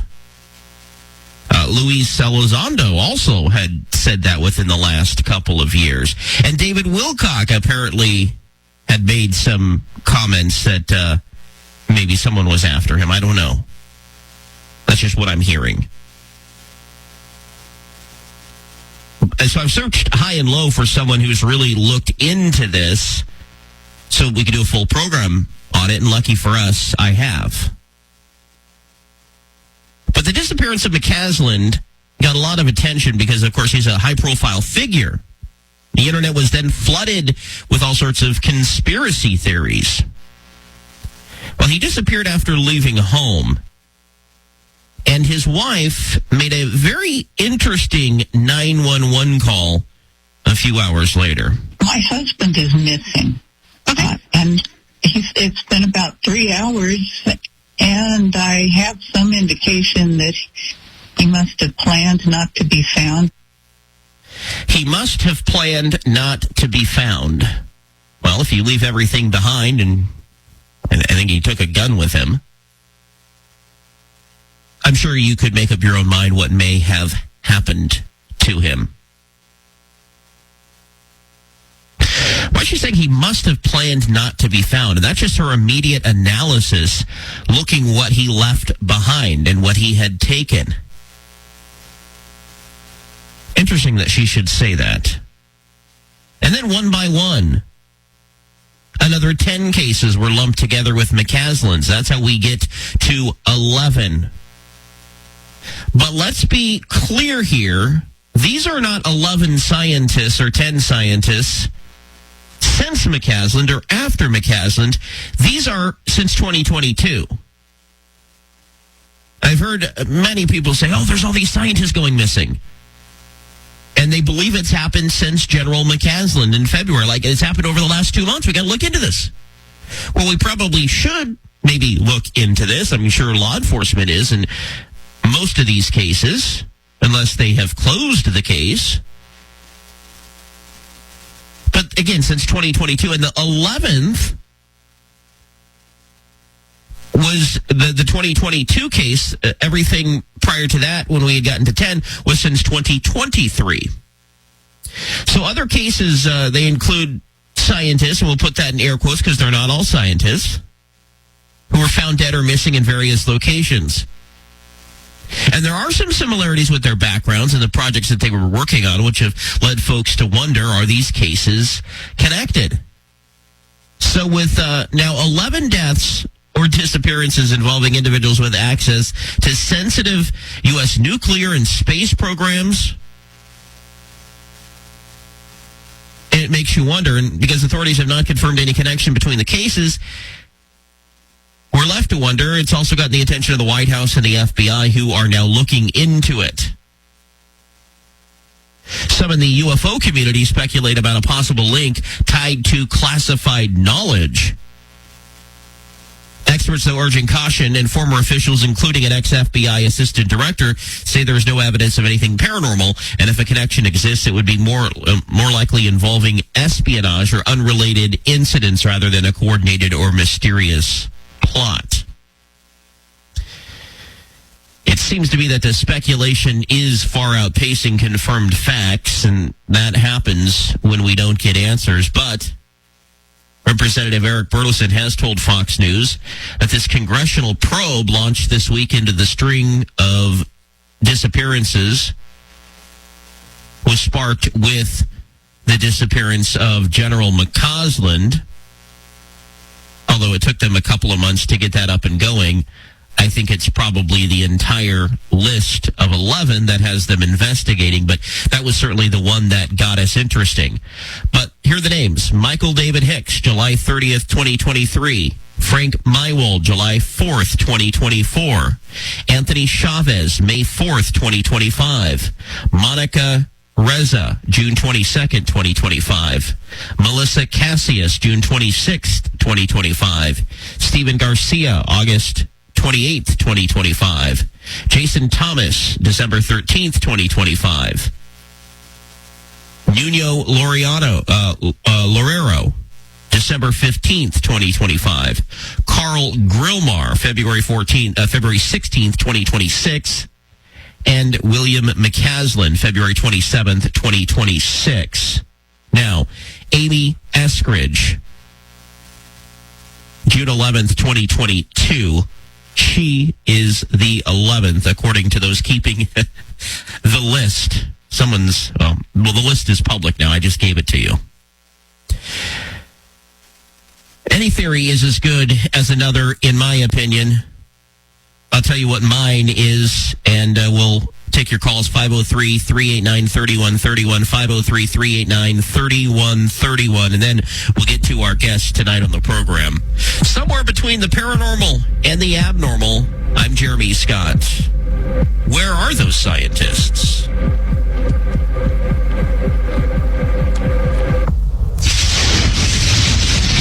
Into the paranormal. TalkFM.com.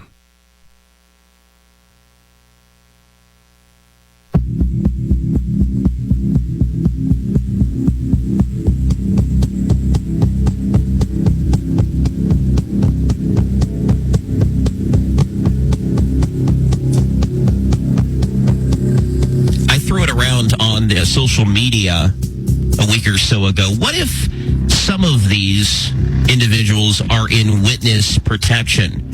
You know, there is still the task force working to declassify the government's secrets. I'm not saying the government is in on it, but who knows? And maybe they do know too much. So maybe they were taken out. Or they took themselves out. Some of them could be in witness protection for knowing too much. I mean, do they have the secrets that could be detrimental to the country, to national security if that got out? Have they been taken for their own protection?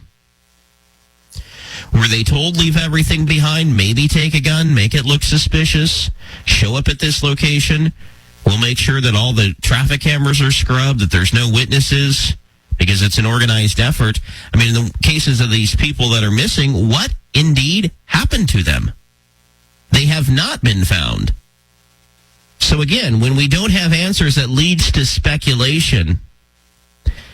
But we're going to get into some of the facts of these cases tonight. I do want to take a call from my friend Daryl in New York, who's on the line. Hi, Daryl. Hi, Jeremy. How are you? Doing great. How are you? Is it morning? Or I think it's morning for you. Go ahead. That's okay. Well, Almost very morning. good show. Great information. Great subject. Very, very disturbing subject, I would have to say. It's very concerning what has happened to these people. You know, I'm glad you're talking about it. Just should be, talked about, I think. Not covered up, I think. We're not hearing the truth. But something's going on, very suspicious. Something is going on. What does your gut tell you, Daryl? There's too many coincidences, that they were involved in such high level, technology and, maybe weaponology and,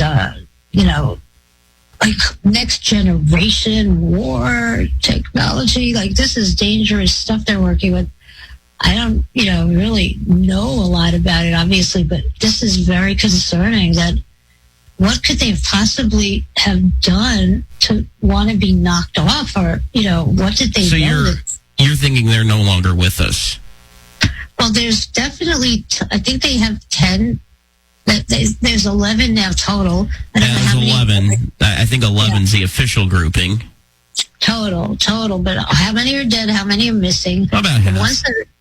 The ones that are missing disappeared under very strange circumstances. Like, who leaves their house without their money, their phone, even their keys? Right, what do you think about the possibility that they're in witness protection, as I mentioned earlier? Because, if you were going to be in witness protection, you wouldn't need all of that. It would certainly raise red flags that you may have been going through a mental health crisis or something suspicious, but maybe you're just chilling, hanging out in witness protection, living the good life.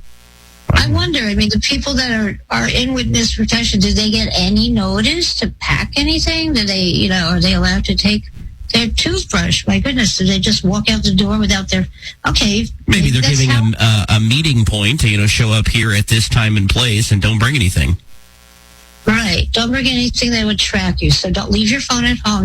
But they bring one of them or a gun. Bring a gun to, confuse people. I don't know. Yeah. We're going to protect you, but bring your gun. I don't know. Or maybe they didn't mention not to bring the gun and they brought it anyway, and I don't know. Just very curious, very decoy, curious. Yeah. And you bring up a good point, Dale. Yeah, what did they know? And it does seem like there were some systems that they may have dealt with, some programs that they may have been involved with, which could be very valuable to someone. Yeah, but why would they want to kill somebody that has this knowledge unless they were about to, talk about it? Were they going to blow a whistle? They didn't want them to blow whistles. That could happen too. Whistleblowers can get silenced. Even I just saw that thing about the WikiLeaks deletions of people that have testified at the UAP hearings. That's also very strange. Somebody with a, career, lifelong careers that were very reputable, and suddenly after they testify at the UAP committees, they want them to be deleted from history. History gets rewritten apparently over and over again, and it's not by the losers, Okay, so if you had to guess, it was someone like, I don't know, a serial killer, or maybe even our government putting these people in witness protection, or another country like Russia or Israel, what would you say? I don't really know about. Do you think they could be getting kidnapped by another country for their knowledge? Are they under that kind of situation where they're being kidnapped? There's thoughts that I mean, you got to take this information with a grain of salt, because a lot of information that you see out there, they're just quoting it as fact without giving the source material. But if you go on some of the reports out there, some are saying that, Israel off these people. Or they kidnap them for their knowledge. Like, would that be so terrifying? Here you are having a good government job. They could be being tortured right now, to give it up. I mean, wow. Do the research there. I don't know. This is speculation. I don't want to even suggest that it's possible, but, that's very frightening. I don't know. That's what happens when we don't get answers, right, from our officials, is we have to speculate, because... That's all we have. But, apparently President Trump says he's going to do an investigation, if you could believe that. I don't know. He was going to release the origins of COVID, too. And the UAPs and right. 9/11 and all that. We're still waiting, so... Still waiting. Yeah, we don't know. That's another story. Distraction, maybe? I don't know. This could be a distraction, but I don't know. This is very disturbing. It seems like that might be the most important thing they're working on. If they're doing such futuristic things, that they have access to these like really futuristic things that we wouldn't even understand, next generation warfare. Like what? Hello? What do we not know? What we don't know, we don't know. But boy, there might be a lot of stuff we don't want to know. They don't want anyone to know. I don't know. You think somebody knows, though, what happened to these people? Well, yeah, you would think. But how secret is secret, How secret is this stuff? Right. I mean, this is the military-industrial complex. I mean, who's the person behind all this? Who benefits from it? Who's going to be... I don't know. No. Who falls down when this gets out? You ask some great questions. Appreciate you, Daryl, in New York, joining the program tonight. Is this a case where a particular crowd on the internet gets a hold of this, and because of their reach and their following, it starts to spread? Now, I was hearing about this on some non-mainstream accounts, but then places like the Daily Mail and CBS News, Fox News, and others started reporting on this, and now there are interviews that are taking place on the airwaves of Fox and News Nation and likely many outlets, all outlets probably right now, because their newsrooms, their news directors are seeing what's going viral and wondering, why haven't we been talking about this? Well, you may have been wondering, why hasn't Jeremy been talking about this? Well, trust me, we had to get the right people in place to give you some sensible information. We have the Paranormal Chris joining us tonight, who has really done an analysis of this, and also Gene Sticco, who has a background in nuclear protection, former military man who's going to weigh.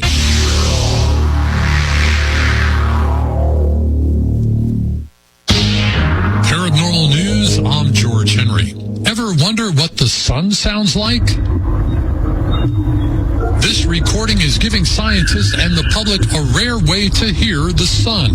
Because space is a vacuum, sound can't travel. So scientists instead converted radio signals from the flare into audio.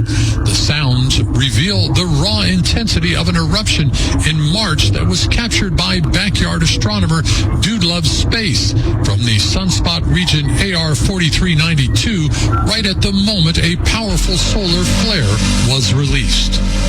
Hear paranormal news every hour on Into the Paranormal.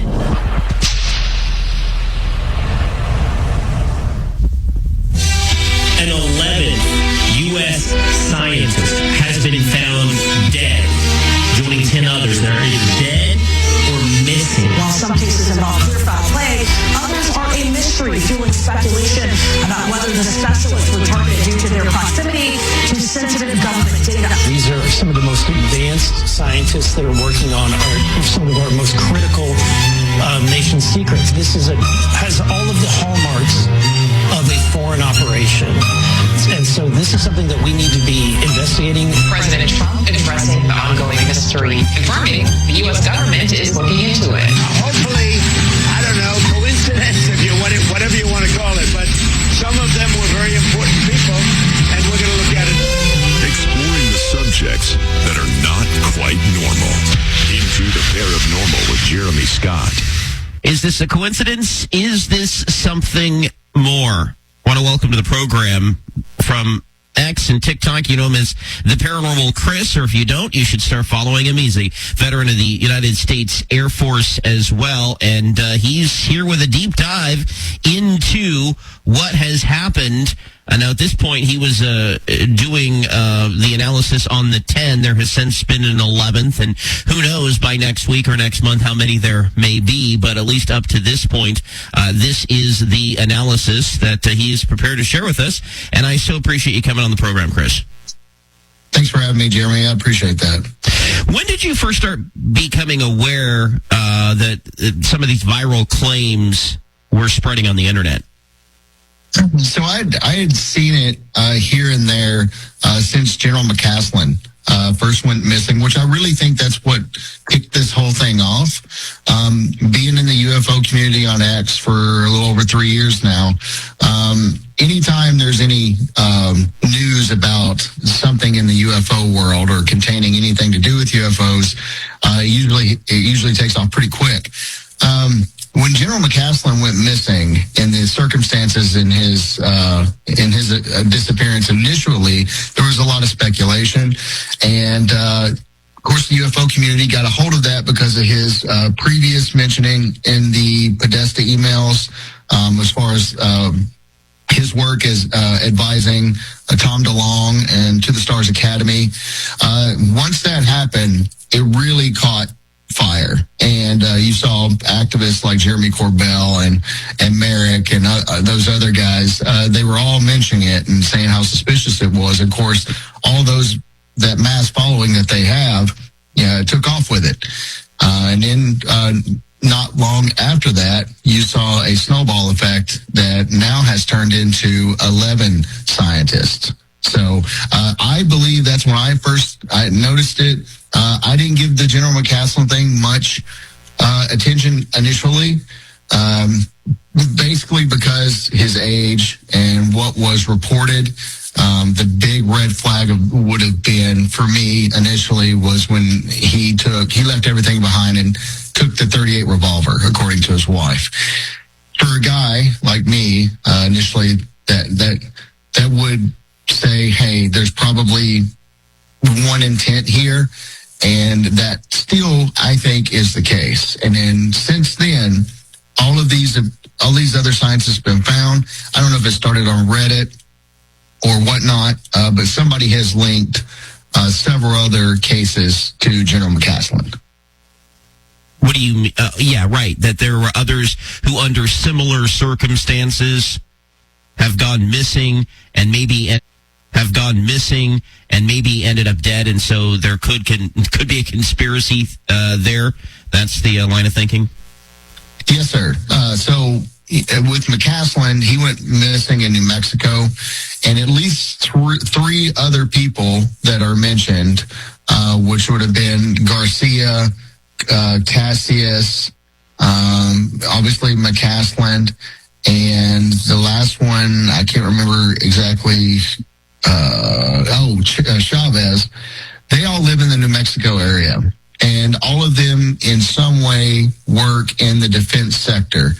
And so people started drawing connections. Now, if anything, it's that core group of people, the four in New Mexico, that maybe would raise an eyebrow.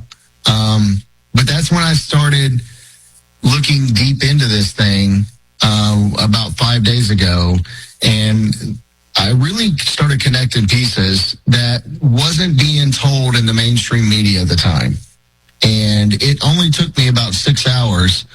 It only took me about 15 minutes to debunk a claim by the Daily Mail saying that one of the scientists, his cause of death wasn't available, but that wasn't the case. So after I found that initial cause of death certificate per the coroner's website, I just started deep diving every single one of them. And that's when it started to appear to me that there actually isn't a connection to at least most of them outside of the core group of the New Mexico 4 that went missing. And of those 4, they all left on foot, right? And seemingly just left their lives behind, or so it appears. Yes, sir. And so if I look at it from a law enforcement standpoint, right, if I look at it saying, okay, and so kind of a background, I graduated college with a bachelor's in criminal justice. So naturally, this kind of falls into my, my wheelhouse as far as what I'm interested in. When I started to look into the New Mexico and how they all disappeared by leaving their homes and leaving things behind that normally you wouldn't find an individual leaving home without, at least not intentionally.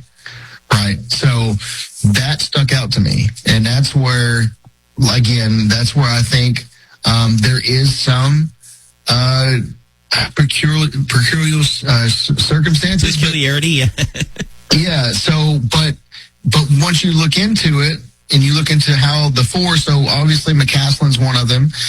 His wife, her 911 call recording has been available, and it's actually posted on my page. If you listen to that 911 call, judging from the tone and what his wife said, it definitely seems like Mr. McCaslin, or General McCaslin, did not have any intention of coming back home. Now, he had been seen medically. Him and his wife both actually had been seeing a medical professional about some things that they were experiencing mentally and physically. It probably comes with age, right? And she makes it sound like,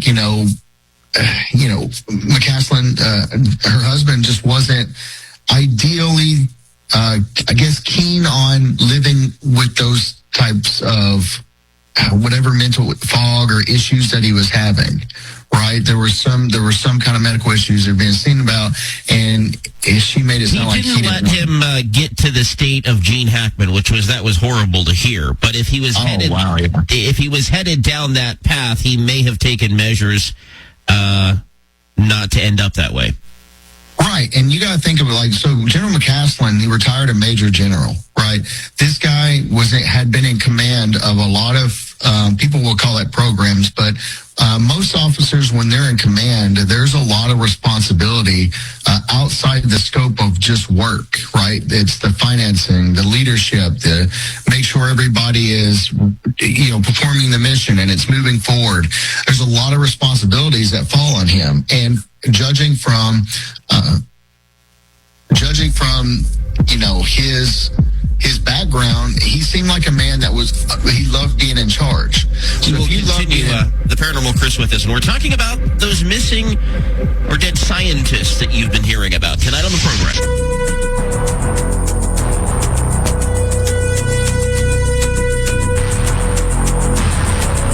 So it was the disappearance of General McCaslin that got the internet wondering, what about the others? And now we're at 11, talking with Paranormal Chris tonight from X and TikTok. Continue what you were saying about General McCaslin.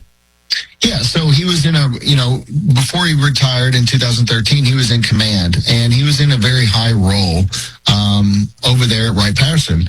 And being worked around a lot of officers in my time that have been in command, having a lot of conversations, there's a lot of responsibility that comes with command. I mean, it is pretty extensive, and they work very long hours.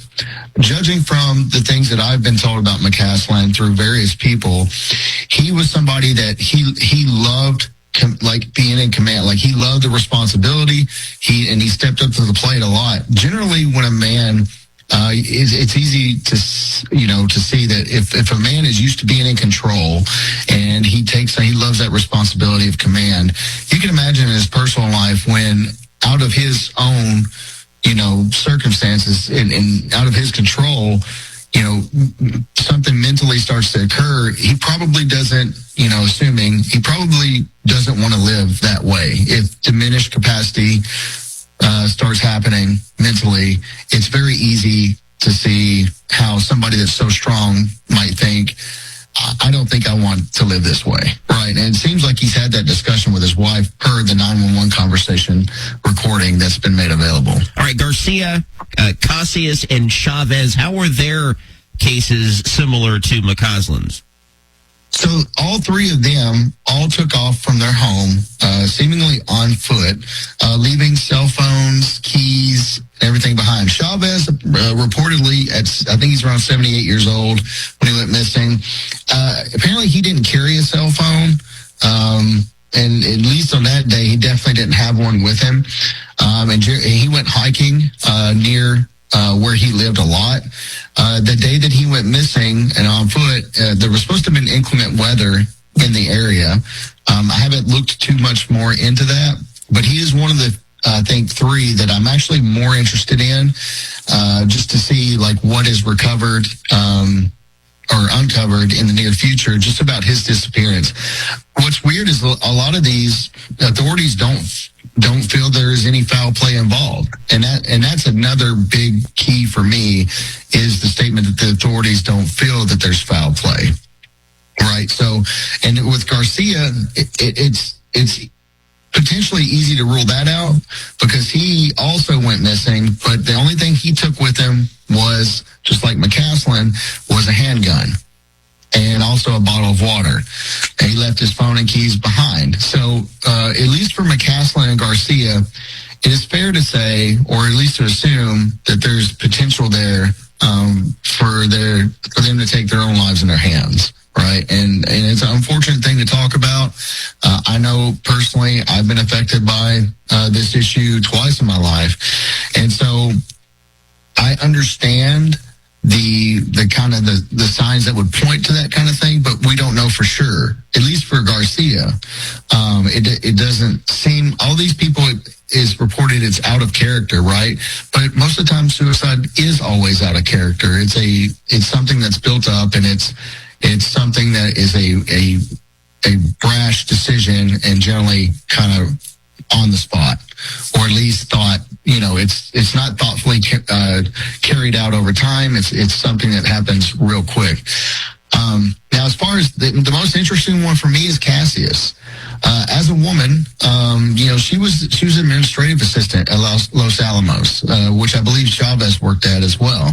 But just an administration assistant. So, to be fair, the link there, despite where she worked, she wasn't in a role that would have known a lot of things, right? These are just people that are working administratively in the company and at the laboratory. So, but the fact that she went missing as a woman these days, the way it worked was she went to work that morning. She forgot her access badge at home. She wasn't able to get access to the facility. She went home to work for the day. She reportedly took her daughter lunch at one point and then returned home. And then when she returned home, that was kind of the last time she was seen, other than previous Ring doorbell camera.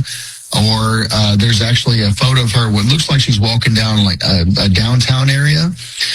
But she left, as a woman, it's really odd for her to leave her purse and her cell phone and things behind. Right? So that, to me, I feel like, I don't know if it's anything connected with any of the other disappearances, but there's something there. There's a reason, it doesn't make sense for a woman to take off. Men, we're hard-headed. I could take off and walk my dog and not have anything on me, right? Or I could go for a walk and not have anything on me. But for women, generally, there's just things that they carry along with them. And it's very odd that she took off in the middle of the day. And then, other than that, like I said, the Ring doorbell camera footage and the shot of her downtown, she is walking with something in her hand, but I can't make out what it is. But it was reportedly that she left her keys and purse and everything behind. So that, for me, that's the most interesting case out of all of them.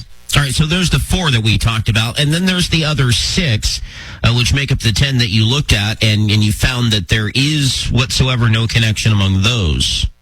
Yes, sir. So the initial start for me on this was when I saw everything going on, I said, all right, I'm going to take at least one of these, and it's the first one in the so-called timeline, and just see what I can find, because the Daily Mail said that they couldn't find a cause of death.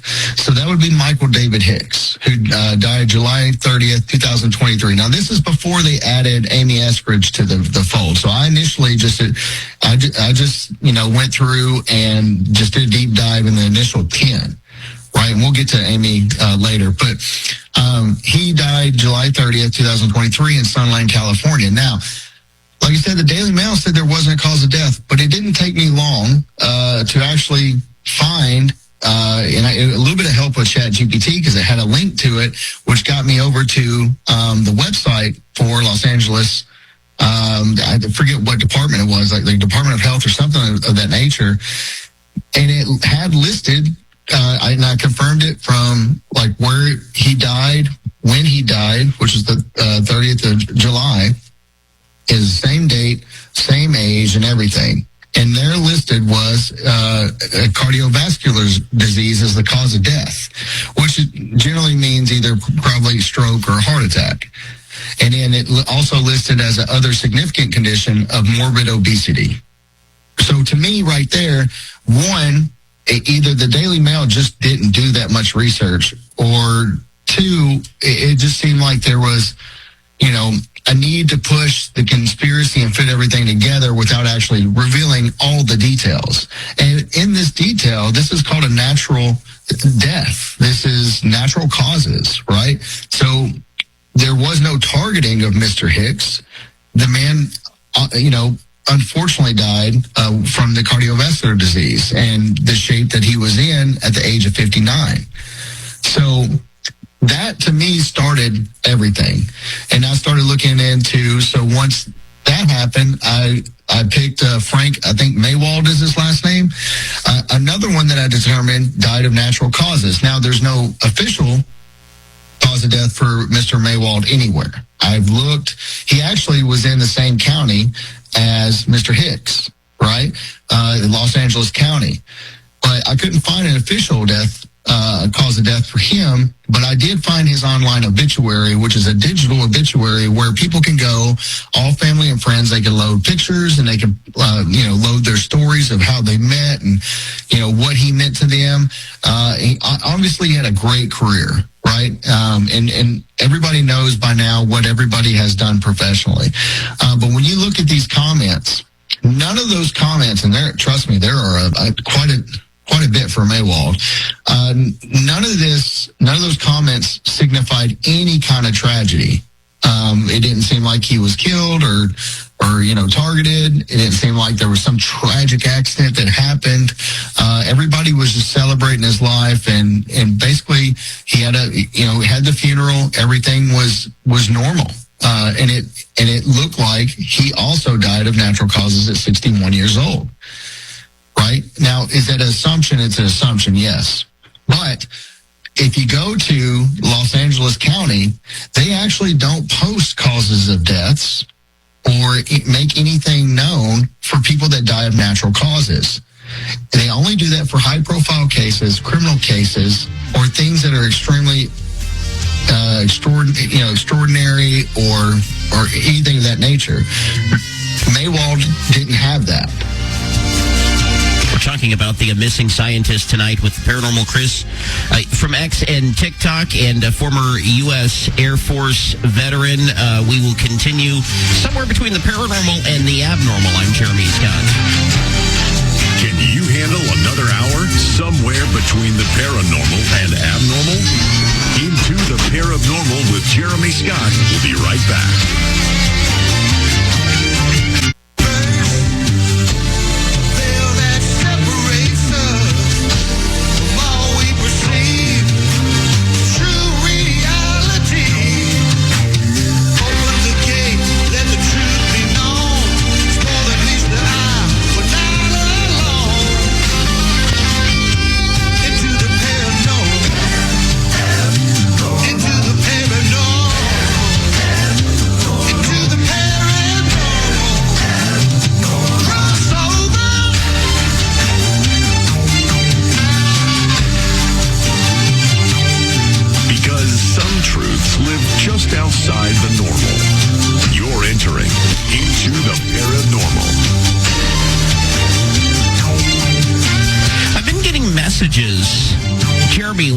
to talk about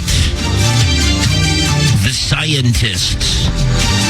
And I think I started flagging articles actually not too long after General McCasland went missing out of New Mexico in late February. And I wanted to talk about it every single week that went by, and I was like, darn it. Another week went by, I haven't been able to find anybody who's actually prepared to come on and talk about this. And then here's the Paranormal Chris, who on April 16th posts his analysis of, at that point, the 10 cases. And so let's get into some of these others in the final few moments that we have with you in the timeline for this.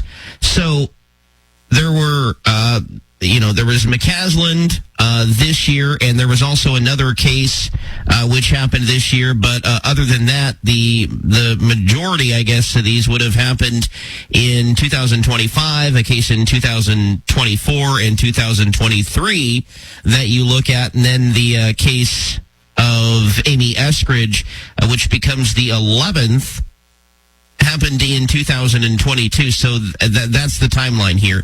The 11 would be between 2022 and 2026, with the majority of those happening last year, correct? Yes, sir. Yeah, that's that's as far as I know. And so how far back are we going to keep going? I mean, I'm sure there are more cases that somebody might find suspicious, and by next week there might be 18 of them. Right. Well, I can tell you already this morning, I saw somebody that has started working for News Nation did a thread where they're already pulling more names into it. And now they're loosely based. And again, it involves, a suicide or two. But that's what's going to continue happening is people are going to start deep diving.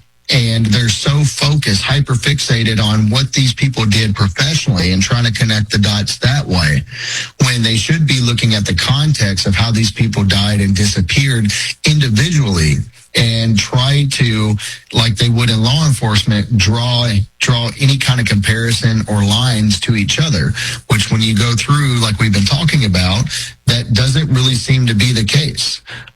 Outside of the ones in New Mexico that we've talked about, at least 2 of the 4 were probably suicide. We were talking about Mr. Hicks and Mr.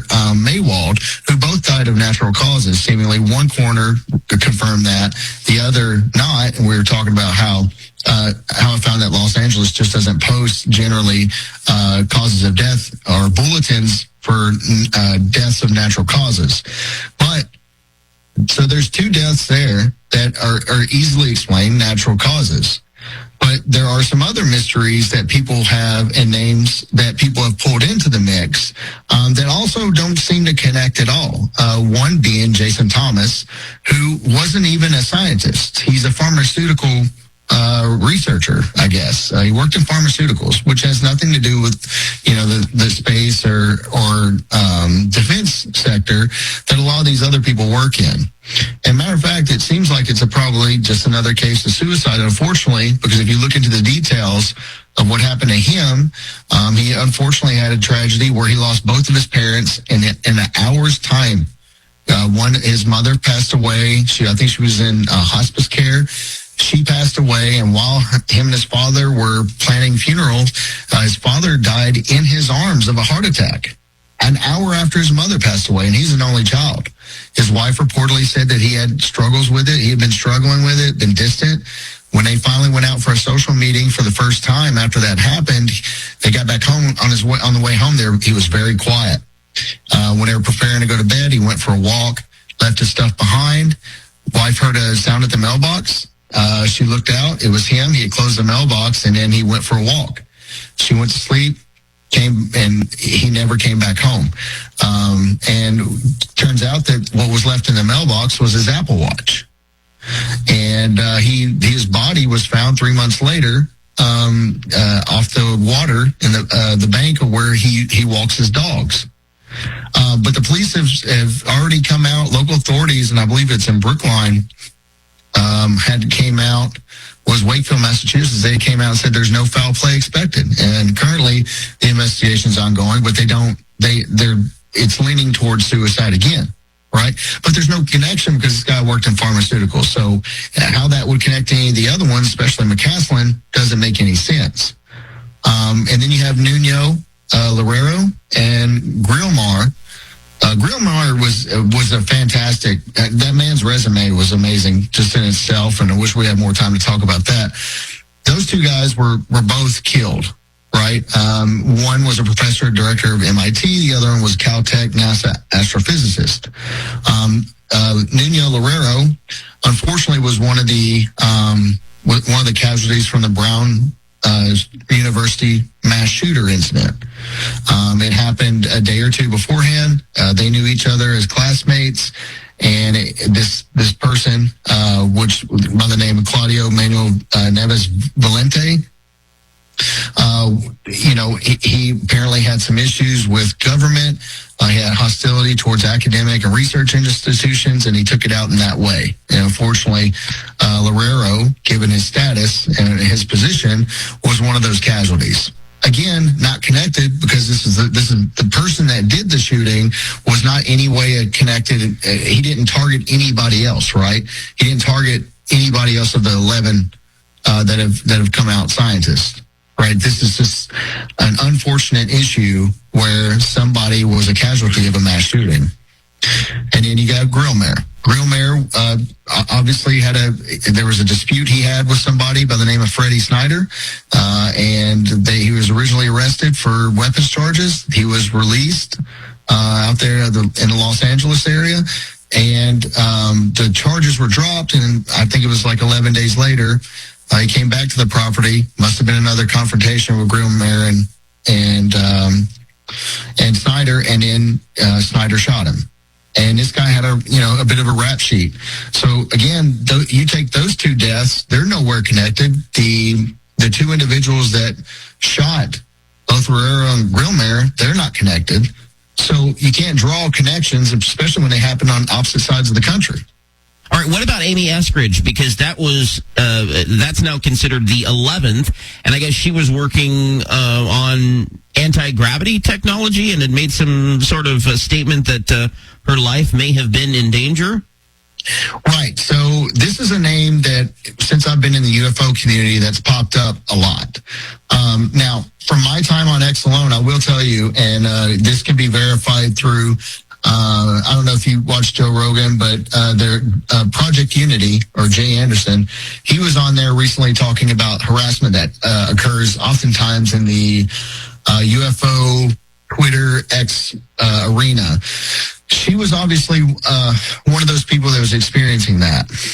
I don't know the full details. I know that there have been investigations, and her work is actually kind of being embellished a little bit. There wasn't a whole lot going on. She wasn't working on anything that was like official, like a lot of these other people were. And from what I've been told, it's something I'd have to look in further.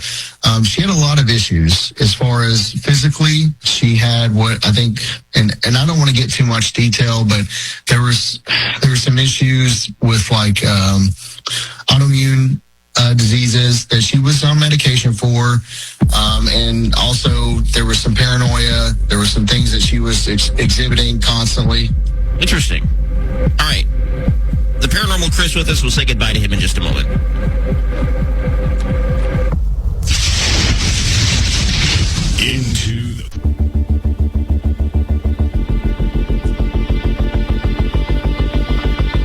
I want to give you the final word tonight, Chris, because you're the one who has really taken the time to actually do some analysis, and it does sound like there actually may be a connection here.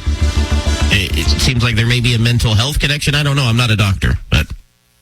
Yeah, so getting back to Amy, the ultimate issue was she took her own life. And recently, News Nation they reached out to her father.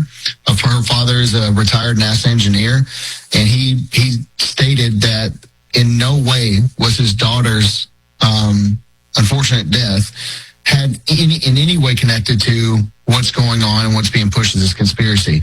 And there seems to be that underlying issue as, there are people that have individually died under, circumstantial ways, right? People die every day, whether it's tragic or it's suicide or natural causes. And what's happening here is, again, people are hyper-fixated on their roles when the defense sector, the government, labeling the scientists with their work with NASA, whatever. But when you look at it from a standpoint of just the context of how they passed and not their professions, there's not a lot there, and you can't really connect anything. Like I said, with Eskridge, one person we didn't get into is Reza. She went for the hike. That, again, authorities expected no foul play, even from the hikers that she was with, which seems to be another tragic accident where somebody was on a pretty treacherous trail hiking and had an accident. When you look into these things individually, you'll see there just isn't the connection. But what people are trying to do, including the mass media, is they're hyper-fixated on that one detail of their profession, which is a stretch in itself. But when you look in the context, those are the real indicators. And I just don't see anything there, which is now also being echoed by CBS articles, prior FBI investigators. They're now starting to come forward and talk about these things and saying there's no connection. So we'll see what happens. I do want more information for sure, especially the New Mexico 4, right? In reference to Cassius and Chavez, I don't think McCaslin and Garcia died in any other circumstance other than probably took their lives. But any more information would be great. And I think the more information that rolls out, you're going to start seeing this will dwindle down. And this isn't the first time this has happened. There have been rumors in the past, especially in 2004, this happened before, where people were trying to connect scientists that died. And so this just seems like the UFO topic. It's another thing that pops up every 5-7 years, and people try to draw conspiracies, and that seems to be the currency online currently. Well, and so this wasn't the first time and likely won't be the last time. Absolutely. You're going to see this. This will probably get carried out further, and you're going to see more names pop up. Like I already stated this morning, there's already more names that are going to start being pinned. It's made it all the way up to President Trump. And unfortunately, hopefully the FBI does the research in the background. Of the Department of Energy is supposedly looking into it only because of security issues, national security secrets, and everything that's associated with these people. FBI will probably lend a hand. You'll see over time there probably won't be any true connection outside of the conspiracy of what these people did for a living. Chris, give out your details, as they say. Your deets. Yeah, so I used to be on TikTok. That's kind of where I got started on this whole thing. But I'm just primarily on X. I've kind of dwindled on maybe, should I start a podcast? Should I not? I'm still, if I get some free time, that would be great. And I can go into detail more often. But you can find me on X. And my handle is Legacy Program VP. And, I'm kind of to the point.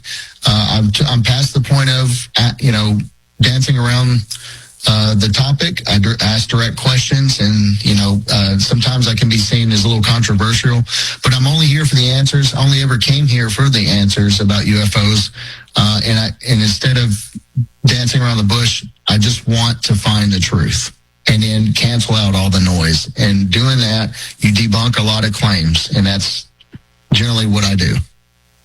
Well, we so appreciate you coming on, presenting some common sense information about what has been a very viral story over the past couple of weeks. So appreciate you doing that. Yes, sir. Thank you again, Jeremy, for having me on. It's been a pleasure, and hope maybe we can talk again in the future.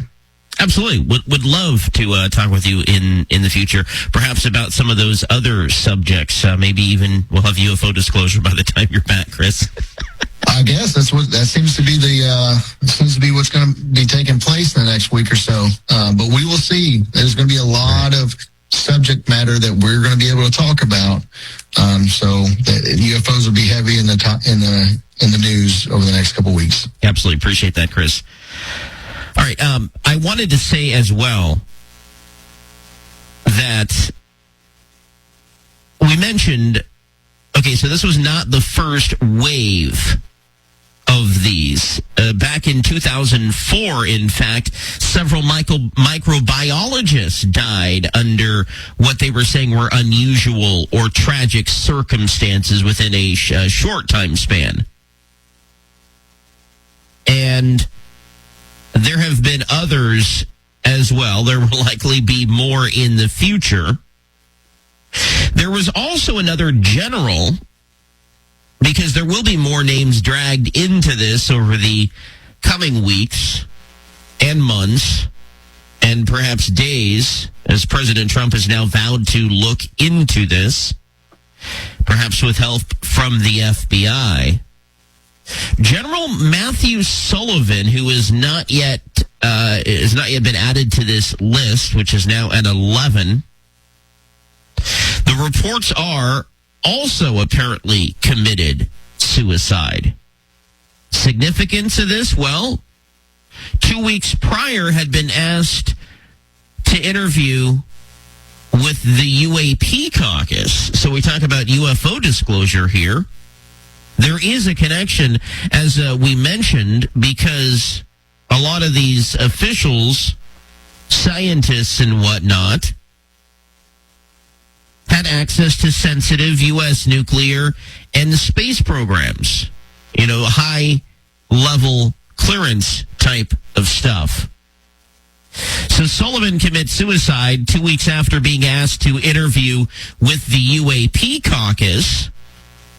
But wait, Congressman Eric Burleson has said the caucus also reached out to General McCasland twice to interview him about his research on UAPs. But he did not answer, and then, well, we know what happened, or maybe we don't know what happened, depending on who you talk to. So there's two individuals who were asked to interview with the UAP caucus, General Matthew Sullivan and General William Neal McCasland.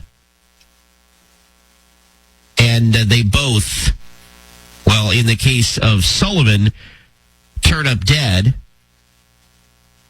And in the case of McCasland, who knows? Because a body has not been located. If this is a mental health situation, if these are individuals choosing to take their own lives, that is a very sad. I don't want to downplay that. And if these are natural causes or accidents, it is important that that perspective be shared as well. Somewhere between the paranormal and the abnormal, I'm Jeremy Scott. We shall continue, friends, along these lines. Our website, paranormalradio.com, so go there. You can listen to the shows for free and find out how to contact the guests. Also support our sponsors. Check out our merch. Sign up for our free newsletter. It's all available at paranormalradio.com.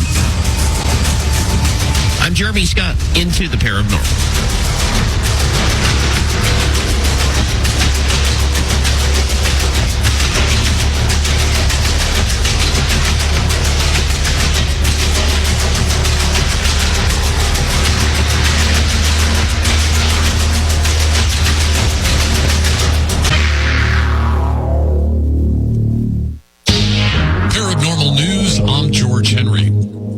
Brightest objects in the sky are coming together for a striking celestial display. Look to the western sky tonight to spot the moon and Jupiter shining close together. The moon will appear just above and to the right of Jupiter, which will be the brightest object in that part of the sky, outshining all stars and forming a noticeable pairing with the moon. If you have binoculars or a small telescope, you may also catch a glimpse of several of Jupiter's largest moons shifting positions throughout the night. But don't be surprised if you spot something unusual in the sky over the next week. The moon will be visible in daylight through early May, and it'll be joined by Jupiter. The moon will rise rises later each day, shifting its position and becoming easier to spot in the afternoon. This happens because of the moon's orbit around Earth, allowing it to appear in both the daytime and nighttime sky, depending on its phase. Hear paranormal news every hour on Into the Paranormal.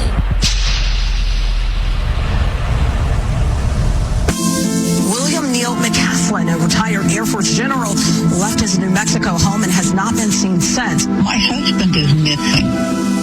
And it's been about 3 hours, and I have some indication that he must have planned not to be found. His death is now being discussed alongside other cases involving researchers connected to NASA, missile systems, nuclear technology, who have either died or disappeared. The mystery surrounding these scientists, it's definitely taken on a life of its own on the web, where all kinds of conspiracy theories abound. The White House says it is looking into the mysterious string of disappearances and deaths. There has been a lot of talk online about the possibility that these cases might be connected to each other. Blurring the lines between reality and the unknown. You're riding into the paranormal. I hope we're not being led astray down a rabbit hole. But I hear things like Representative Eric Burleson on News Nation suggesting that the scientists who have been linked to their work on UFOs may have been taken out by U.S. adversaries, which is what I was alluding earlier in the program and during our conversation with Daryl. So Iran, Elizabeth Vargas asked what country, and Burleson replies, I would not be surprised if our adversaries, China, Russia, Iran, saw an opportunity to take out some of our nation's top scientists. And he'd said this appears to be some sort of foreign operation. Then I came across a post from a friend of the program, Jane Sticco, U.S. Air Force veteran and lead investigator, co-author of Engineering Infinity, Earth's first interstellar blueprint, which blew my mind. He's got a post titled, The Physics Russia Kills For. There may be a tie-in here to some of what has happened to the scientists in Russia who were working with their American counterparts in almost the same research, in the same capacities. And yet these scientists since 2012 have actually been imprisoned or ended up dead. Here he is, Gene Sticco. Welcome back to the program. Hey, thanks for having me. Good to speak with you again. Absolutely. So this is a little bit out of the realm of the UFO topic, but not really, because it seems like Russia and America were maybe in an official or unofficial capacity working together on some of this stuff. Yeah, it's interesting, again, as you watch mainstream media, and some of those clips that you played, they carefully toe the line around the nuclear issues, the advanced propulsion issues, and some are more brave than others in dropping in the UAP, UFO connections. But ultimately, as I had initially assessed and extracted out of my father-in-law's works, there's, a number of scientific domains that touch all of those areas: plasma research, nuclear, advanced propulsion, all of the more digestible, easily familiar domains of science and research that exist, but all of which feed into the UAP UFO question. And so is it possible that Russia has put some of these scientists in prison, has taken them out, maybe because of this? Yeah, it's not possible. It's absolute documented fact, particularly the imprisonments, I'll say. But when these cases started being put together, and the reason I wrote what I wrote and researched what I did was because it sounded a lot like what was happening in Russia earlier in the 2000s. And key date I focus on is 2012. And that's important because that is when President Putin, who, as everybody knows, was former KGB, FSB, he rewrote the treason law. And what he did in that law was retroactively criminalize corroboration that Russian scientists had done with Western institutions after the fall of the Soviet Union. So if you can imagine, Iron Curtain comes down, we have this big spirit of cooperation and openness that exists and is being supported by both governments and is causing a lot of excitement in the scientific world. We had the period in the mid-90s, 95, 96, where the U.S. was actually soliciting and bringing over Russian scientists to work in these same scientific domains. And on the academic side, you had scientists who are now sharing information, speaking at conferences, describing the programs that they worked on. And again, it ran the gambit from nuclear to hypersonic technology and plasma physics and all of these same domains. So in 2012, with this new law, Putin essentially says, yeah, remember all that stuff you were doing? Turns out that was treason, and now we're going to put you in jail for it. And so scientists who are, some of them in their 70s, there's one case in particular, the guy was at home on hospice, and they pulled him out of home, put him on trial, put him in jail, and I think within about 3 months he had died. And his family says, Putin essentially murdered this man prematurely. And alongside that, through those decades, through that period, a number of other scientists who disappeared, died under mysterious circumstances. The Russian model is consistently falling out of windows in high-rise apartments and things like that. So when I looked at the U.S. cases and saw that, I said, well, won't it be interesting if we do a comparison against what had happened in Russia or had been happening since 2012 and the U.S. scientists, and is there any relationship between the scientific domains that they explore? And the answer is a resounding yes. So is it possible that your father-in-law could have been imprisoned for the work that he had done, potentially on reverse engineering? Well, and this was part of, it's really made us reconsider a lot of things, because one of the findings that came forward through somebody on X who had found my father-in-law's social media profile on a sort of Facebook equivalent in the Russian-speaking world, something we hadn't found or identified before.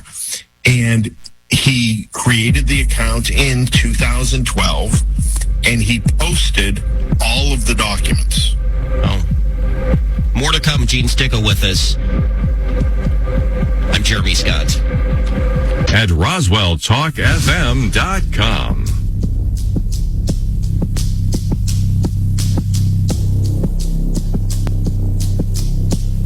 I'm Jeremy Scott, somewhere between the paranormal and the abnormal. You got to go back and check out episode 810, which was when we really got into this story. We won't have time to dive much further into it tonight about Gene's late father-in-law, but it sounds like the documents that you guys had recovered after his death had been posted on a social media account?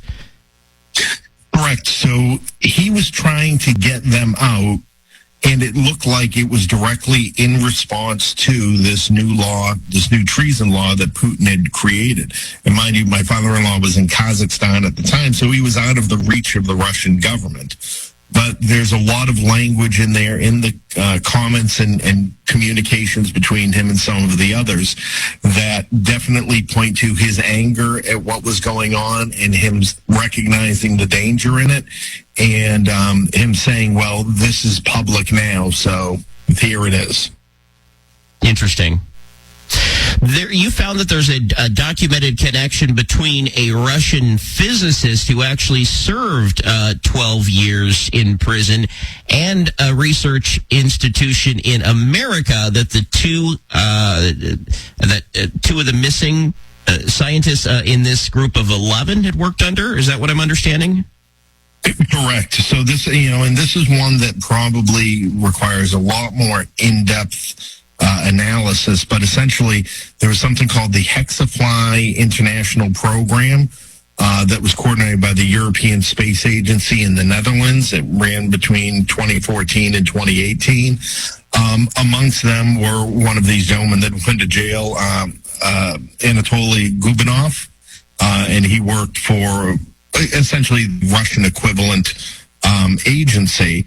And the thing is that this program was also connected to the Air Force Research Lab, where McCaslin was general between 2011 and 2013.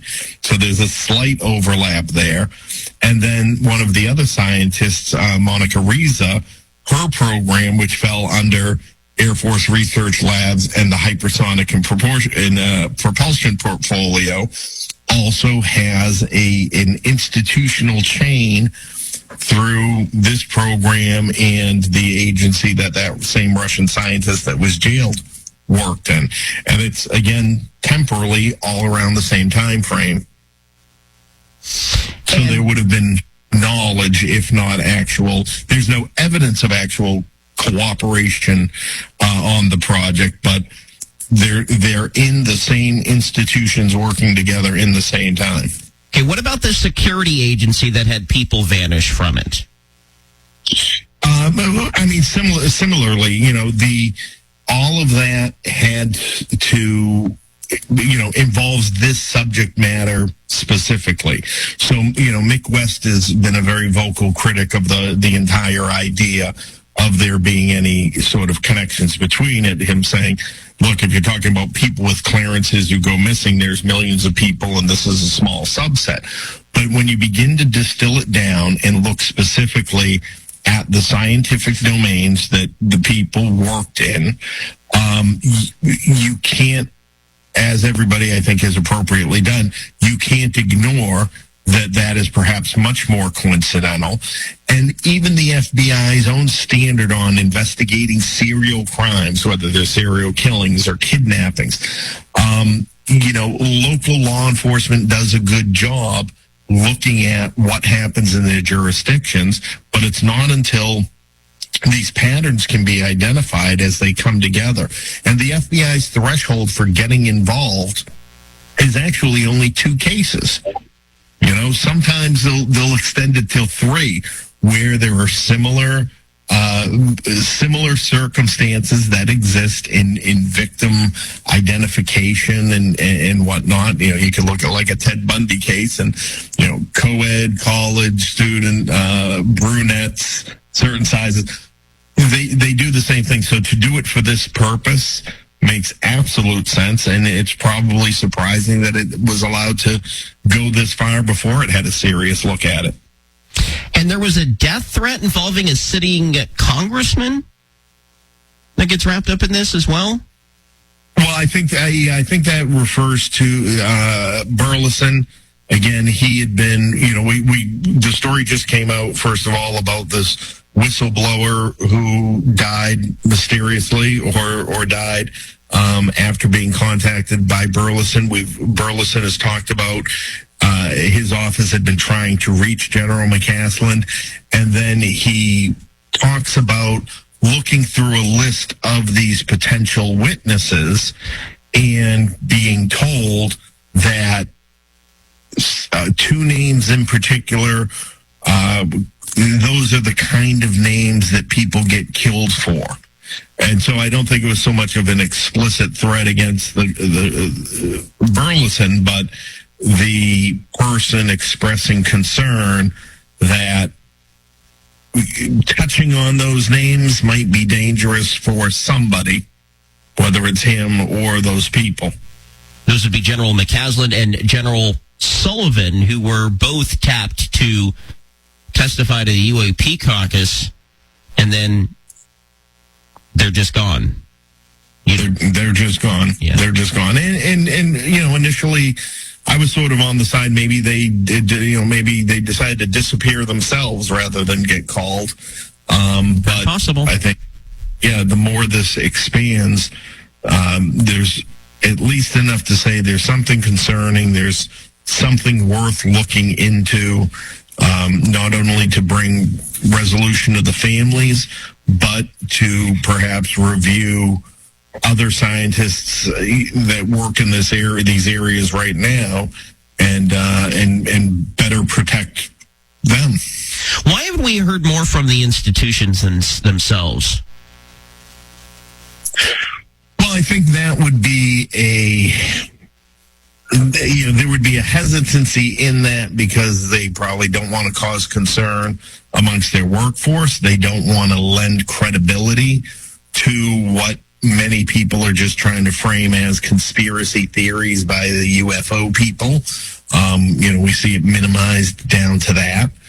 So, and generally, those agencies are official agencies. They would take whatever direction they're getting from the War Department, and it doesn't seem like the War Department was interested in giving much publicly on this either. Now, one of the things that we have not talked about with you as far as your background in the U.S. Air Force is that you were a nuclear protection specialist. There is seemingly a connection here that some of these people work at facilities in this field. Do you have any thoughts on that? Well, again, the working around nukes, there are a number of programs from the standard security clearance to, particularly in the Air Force, something called the Personal Reliability Program that are structured to monitor almost every aspect of your life. You go to the hospital for something, for a cold, they have a special, you have to let them know you're PRP. You go to a special desk, they treat you, you get treated differently. So there's something there in the structure and the institutional nature, particularly in the Air Force, as I experienced, where you're dealing with something. And when they talk to you and prepare you, they talk about things like people that you run into and people asking probing questions and all of that. So military people particularly get a lot of training and awareness on things like solicitation and as well as their operational and comm security. In closing, it does appear here like there are some connections with advanced propulsion research, anti-gravity, reverse engineering, that sort of thing. 100%. And again, it looks like it was on both sides of the Atlantic, let's say, between the U.S. and Russia. And I think it's well worth the efforts to look into it and, let's say, come to a resolution for the families and to ensure the national security of the country itself. All right, Gene, tell us about how the audience should contact you and check out your work.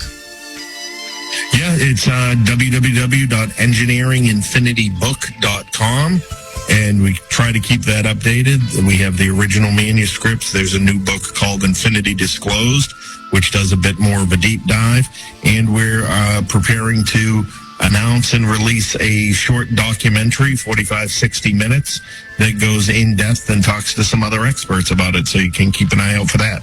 Always good to talk with you, Gene. You too. Thank you. And again, thank you for your service and for your analysis.